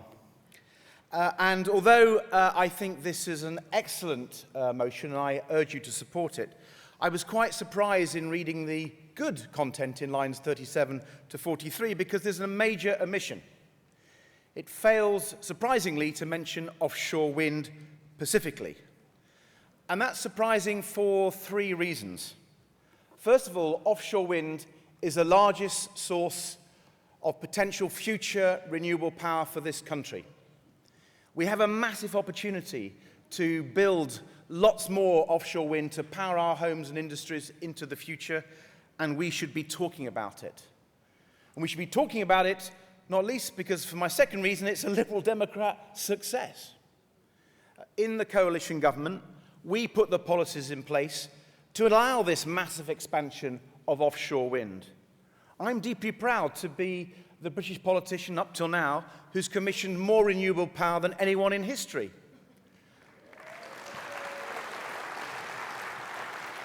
But I was only able to do that thanks to you, thanks to this party. So we should be celebrating offshore wind because we were there and we did it. We have made Britain the world leader in offshore wind, and we should be proud of it. And there's a third reason why the omission is surprising, and that's because offshore wind, along with some other renewables, but particularly offshore wind, is a centre part of the future green economy of this country. Vince Cable and I worked in office on an industrial strategy for offshore wind to ensure that the jobs and the economic activity came to the UK. When we opened the port in Hull and the facility in Hull with Siemens and ABP Ports to manufacture wind turbines, it was the biggest investment in this country for this purpose. And I've got a picture of the Daily Mail on my wall from that day. The Hull Daily Mail, rather different from its national namesake. And on that front page is a picture of a classroom of primary school children celebrating the investment in offshore wind in their city. They'd learned that this investment was going to secure their future, their city's future, their country's future. So Liberal Democrats, Britain has led the world on offshore wind. Liberal Democrats have led Britain on offshore wind. And let's not forget it, and let's tell everyone about it. Thank you. Thank you. Can I ask Bill Powell to stand by, please? And I now call Dr. Elizabeth Wilson, who is from East Lothian. Chair, fellow delegates, I'm speaking on lines 34 to 36, particularly about which talks about the comprehensive low-carbon strategy, but we've now had the word industrial deleted. And I'm going to talk about some of the other elements that are inferred in line 36. First of all, the circular economy, and secondly, that we need bottom-up as well as top-down. In the circular economy, waste is seen as a resource, not merely an inconvenient byproduct of industrial processes. Recycling is more than someone does in the backyard, and reuse is more than taking somebody to the charity shop. We need these activities on an industrial scale. And we need to move to an economy where customers lease consumer durables rather than buy them. An example is mobile phones. You can sell your mobile phone privately when you're fed up with it. You can sell it on eBay, you can sell it via just locally, or you can sell it back to your phone company where it'll be refurbished and resold. Or you might give it to a charity and it might find its way to a lower income country where somebody there would be very pleased to have it. Now in the Netherlands, there's a company that'll lease a phone to you. It'll just take it back every now and then and do some hardware upgrades, and then you'll carry on using it. This leads to less resource use. If you want to know more about the circular economy, there's a very good course on the EDX platform, free. Second thing I want to talk about is that this motion is very much a top-down motion, and it's very much, apart from the trees, which I'm really pleased about, it's very much in a hard engineering mode. And what we need to look at, but in between, the person diligently sorting out their recycling and government-led programs, we've got to think about civil society. This means your town, your neighborhood, your village, your community, your group and organization and local businesses. I'm chair of Sustaining Dunbar, which is a development trust in Scotland. Can't claim credit for most of this, but we've incubated a lot of organizations that are now freestanding. We've run government programs, including Zero Waste Dunbar, which exceeded the target set. So we need to encourage, nurture, enable, and sustain community-led activities as well. And dare I say it, there could even be a role for community politics. Please support the motion. Thank you. Can I ask Bridget Fox to stand by, please? And I now call Bill Powell from South Cambridgeshire, who wishes to speak against lines 42 to 48.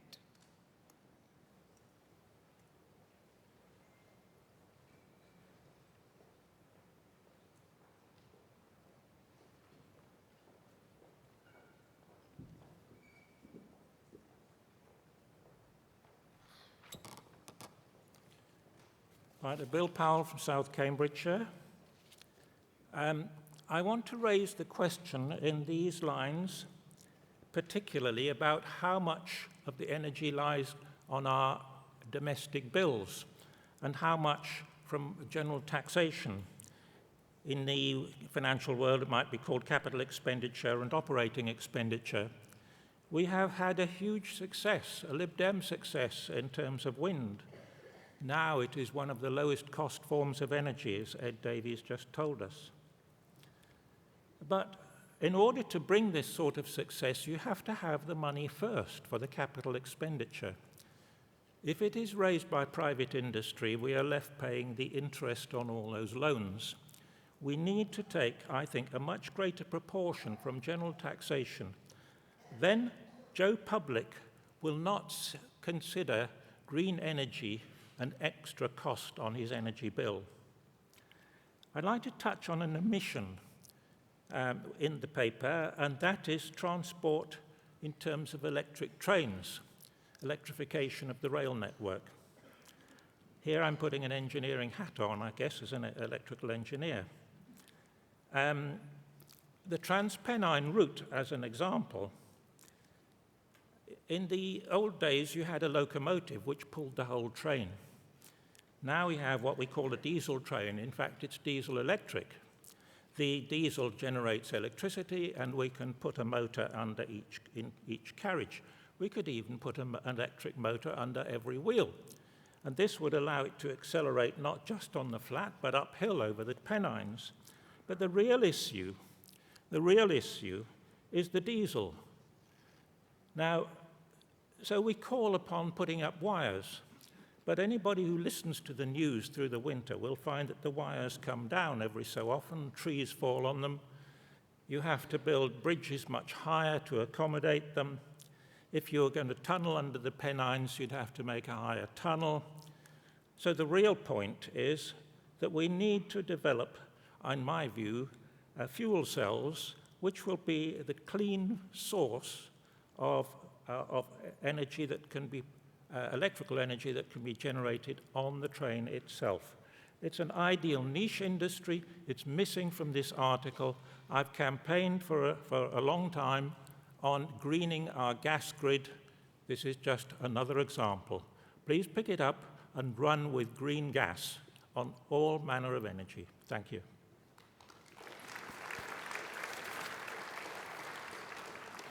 Thank you. Can I ask Stuart Redaway to stand by, please? And I now call Bridget Scott from Islington, who wishes to speak for the motion as a whole. Thank you, Chair. Thank you, Conference. And I particularly want to talk about recommendation 3 on low-carbon transport. Transport is now responsible for 36% of our CO2 emissions and rising. So having a low-carbon transport future is an absolutely essential element of any low-carbon strategy. We need, as has been mentioned, to look at electrification as part of the solution. That's in the motion. It's good to see, not only for cars, as is much of a buzz at the moment, but for buses and trains too, alongside other low-carbon energy solutions. And it's inspiring to see Norman Baker bringing solar-powered buses to Brighton, perhaps a treat in store for a future conference. He's leading by example, but it's depressing to see his Conservative successors at the DfT pulling the plug on rail electrification across the country, something that campaigners, including Liberal Democrats, are fighting to change. But electrification is not enough. The UK Committee on Climate Change also says that to get our carbon reduction targets from transport back on track, we need to have a 5% cut in car miles beyond base. And this is a time when traffic is rising, and government policy of investing more and more money in roads is making the problem worse. Cutting car miles will not only tackle carbon reduction, but also help us with the other crises of air quality, obesity, and congestion. It's the right way to go. And many of the solutions are already known to us, and many of them are in the hands of Liberal Democrats, campaigners and councillors at local level. We need to shift investment from road to rail, not only for people, but for freight. We need to locate new homes near transport links, something we can all deliver through the planning system to enable car-free living. And in our towns and cities, it's time to accept that free parking has no place beyond the monopoly board. Now, not all these changes will be easy, but the consequences of failing to act, as we now see on the news every day, are far worse. We are the first generation to experience the impact of climate change.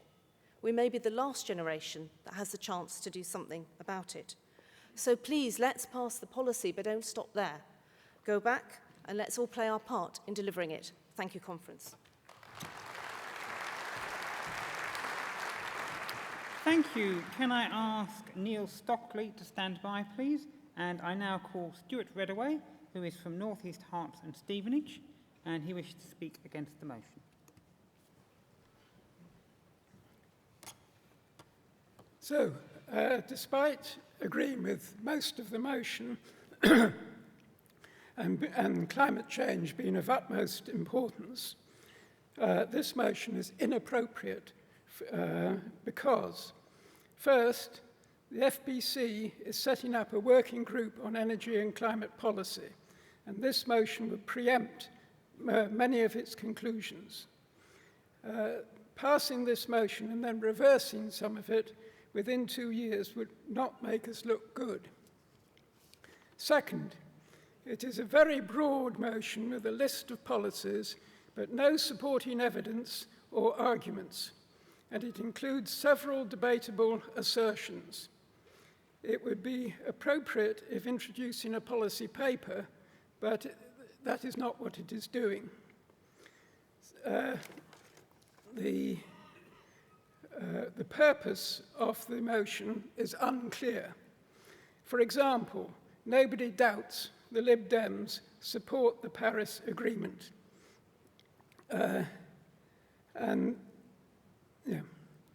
Some specific points.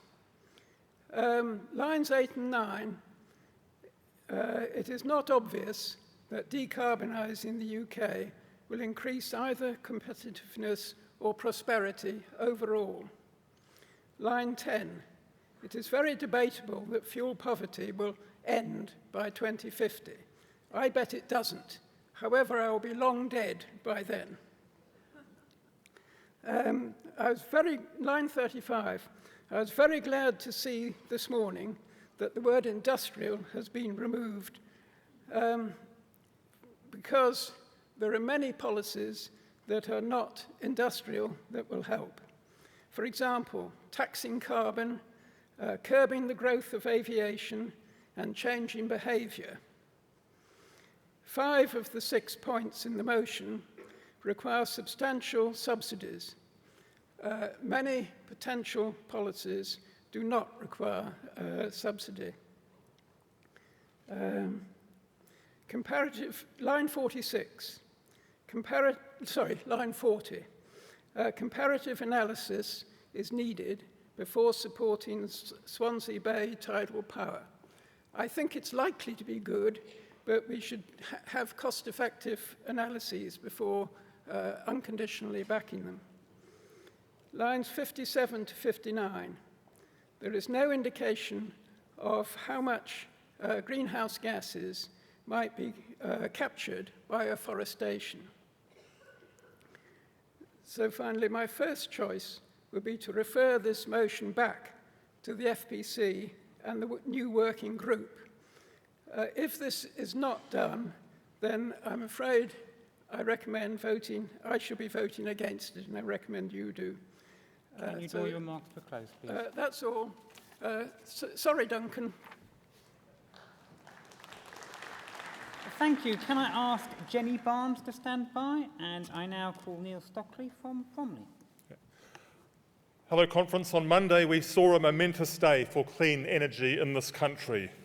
We saw the cost of guaranteed prices via auctions to offshore wind farms go down by more than 50% from 2 years ago.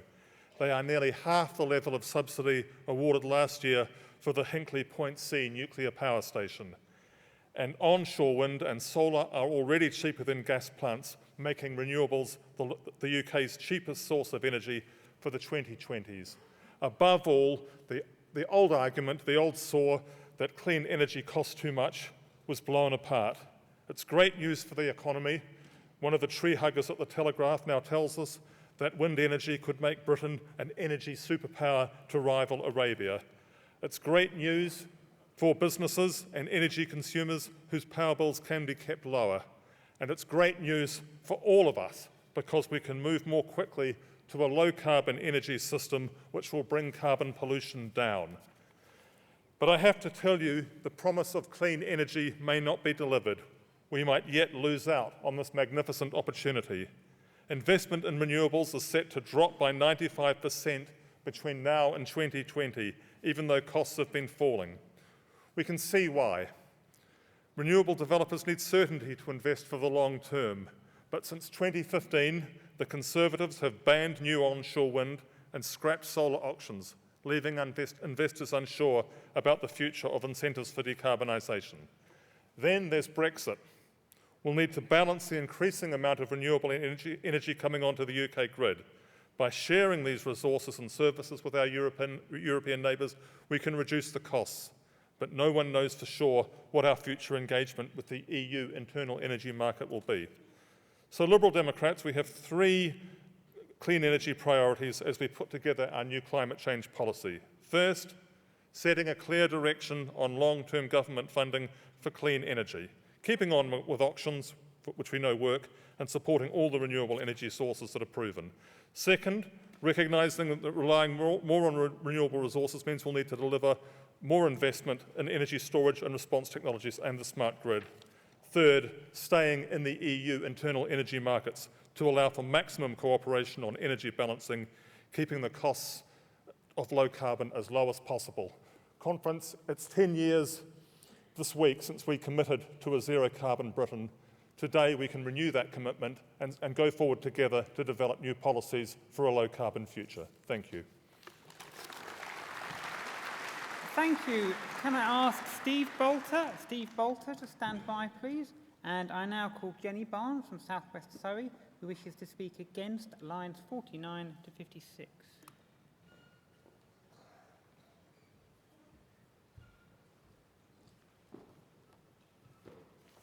Good morning, Conference. I'm here from South West Surrey, Jeremy Hunt's constituency. I'm speaking against items 3 and 4 in the proposed low-carbon strategy on practical grounds. The objectives to reduce carbon dioxide emissions from transport, industry and electricity generation are laudable, but the proposals are more of an attempt to continue business as usual rather than serious reduction. Electric vehicles.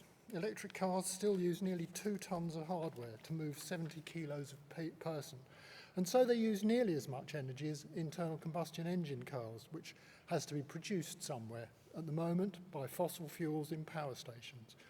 Okay, we're making renewables, but we're not there yet. The priority needs to be given not to electric vehicles, but to cycling and walking, to true zero carbon transport, not as just an addendum.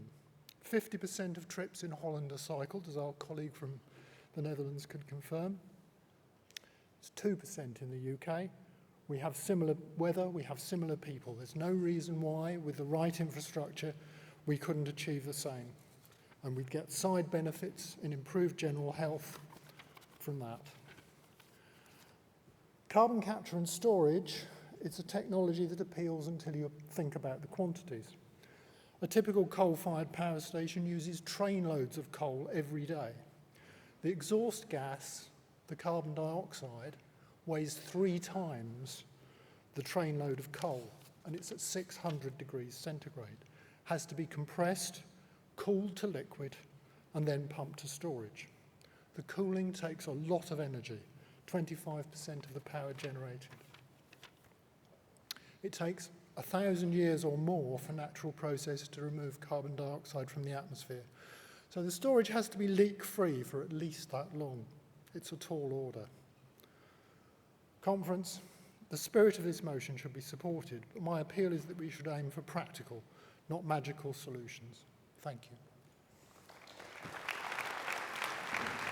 Thank you. Can I ask Jenny Randerson to stand by, please? And I now call Steve Bolter from Braintree and Witham, who wishes to speak against lines 40 and 54 to 56, and for the rest of the motion. Thank you. Conference, good morning. This is mostly an excellent motion, but it is too prescriptive.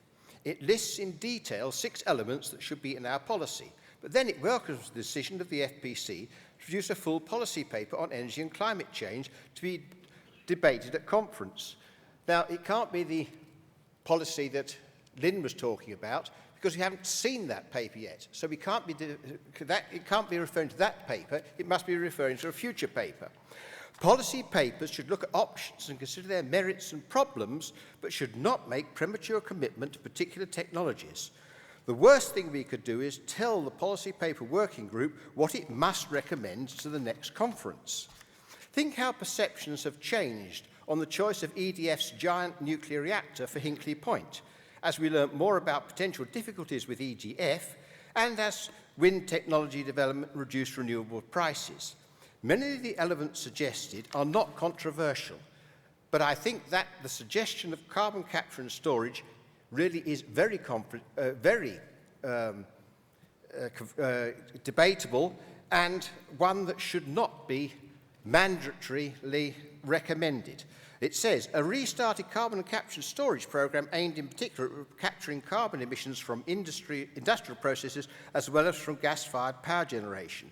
Now, as you can't put carbon capture and storage on domestic boiler chimneys and on car exhaust pipes, one must presume they're talking about electrical power and not thermal power or motive power, things we tend to forget.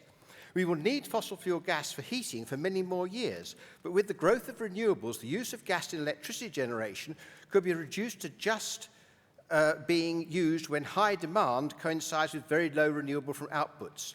That gas could even be produced by hydrogen, produced by electrolysis from water, when renewable electricity is plentiful and demand is low. Instead, the joint Imperial College University of Cambridge group did not think so. If we want to reduce emissions to 50 grams of CO2 per kilowatt hour of electricity by 2030. Carbon capture and storage still produces nearly 4 times that amount. So instead, we should be investing in renewables and using them to generate hydrogen. Now, I did actually ask for a separate vote on this, but this was refused. So unfortunately, the only way of opposing the commitment, the mandatory commitment to carbon capture and storage, is either to refer this motion back or to vote against. I'm very sorry to have to recommend voting against something which contains so much useful stuff, but we really mustn't commit ourselves in this way in advance. Thank you very much.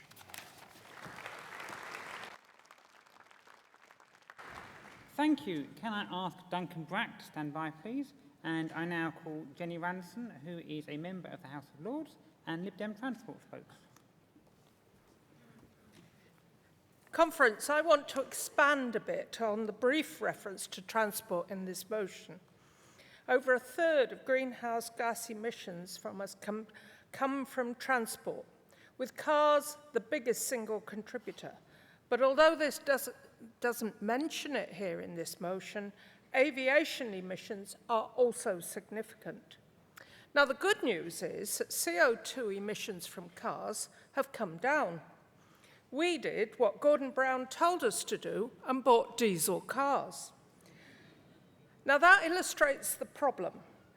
Transport produces more than just CO2. It produces NOx and particulates that are just as important. So it's a complex issue. Yes, electric cars are great. I have one. But there's still a lot of CO2 bound up in the battery, and the range is still not wonderful. And they are only as clean as the system of energy generation that supplies them. Electric buses are good in cities, but they're not very practical in many rural areas. Despite Tesla's announcement yesterday, the reality of electric HGVs is really a long way off. So electricity is just one of the answers. Hydrogen and sustainable biofuels are also part of the jigsaw and not here. Complex issues require complex solutions. First of all, they require central government leadership through taxation, through regulation, through grants, through well-targeted scrappage schemes, through government support for more research, and proper funding for local government, because it's local government that's responsible for the delivery of so much of the required action. We need ambitious government investment in rail, both passengers and freight, not the start, pause, cancel approach of Chris Grayling, which is more like a bad journey on Southern than a good government policy. There's a lot for local government to contribute. Bus services are dwindling because of reduced local government funding, and that's creating more congestion in itself as more people take to their cars. There's a lot that councils can do to improve road areas, and we all have a responsibility as individuals to change our behaviour. Take the bus, take the train, walk or cycle. Stop using the car for the school run. Hopefully, local publicity about health impacts of diesel emissions will spark that change of behaviour. And finally, I want to emphasise the importance of the omission of aviation from this motion. We need to take that into account. Thank you. And finally, I'd like to call Duncan Brack from Lambeth Borough, after which we will move to the vote. Duncan. Thank you very much, Zoe, and thank you to everyone who's taken part in this debate.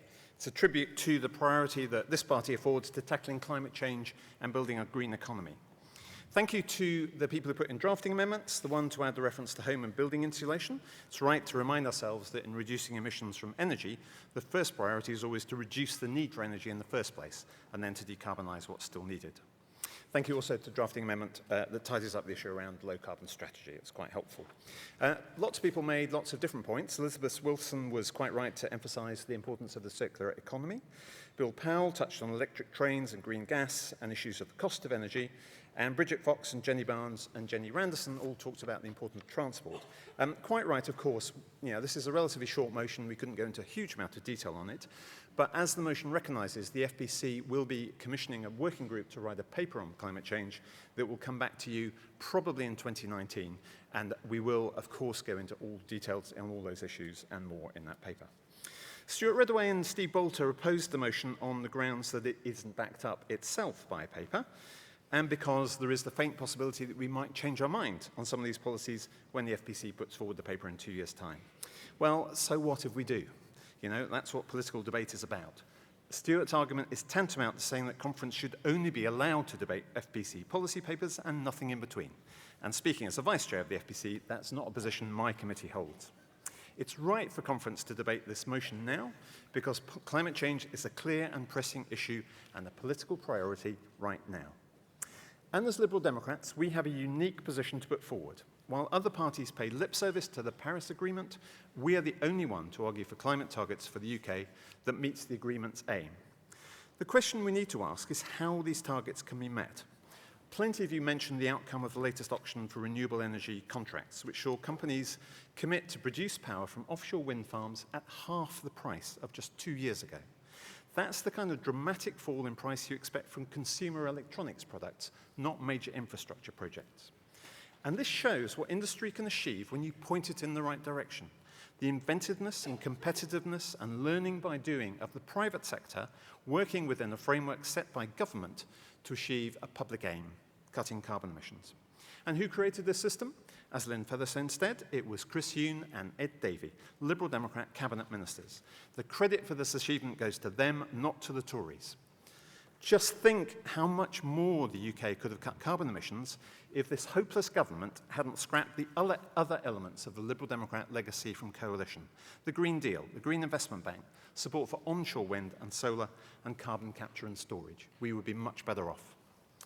Now, Jenny Barnes and Steve Bolter both criticised the reference to carbon capture and storage, particularly in its use on coal stations, but we're not talking about using it on coal stations. Coal will be phased out within the next 8 years. We're talking primarily about using it for industrial processes, which produce carbon dioxide as an inherent part of the process. But again, we'll go into more detail on this in the final policy paper. And Ed Davey complained that the motion didn't mention offshore wind. Well, that's because lines 37 to 43 focus on where we want changes in government policy. And actually, for once, the government has got policy on offshore wind right because they left it unchanged from our time in government. And of course, if Ed had moved an amendment to add offshore wind to the motion, we'd been happy to accept it. Everything he said was quite right. Now, this week's renewables auction is tremendously significant because it gives us real hope that our aim as zero carbon Britain by 2050 can be achieved. Research and innovation and competition can deliver zero carbon solutions not just for electricity, for power, but for heat and transport and industrial processes and agriculture. And at the same time, create jobs and exports and prosperity and cleaner air and healthier homes and, yes, an end to fuel poverty. But they can only do this if government sets the right policy and framework, if government points industry in the right direction. And that's why this party's policies are needed to show the way. Please support the motion. Thank you. We will now move to the vote. The drafting amendments in conference daily are treated as part of the moved amendment, so we are only going to vote on the motion. There is one vote. Can I see all those in favour of the motion, please? Thank you very much. And can I see all those against? The motion is very clearly carried. Thank you very much, conference. Can I thank all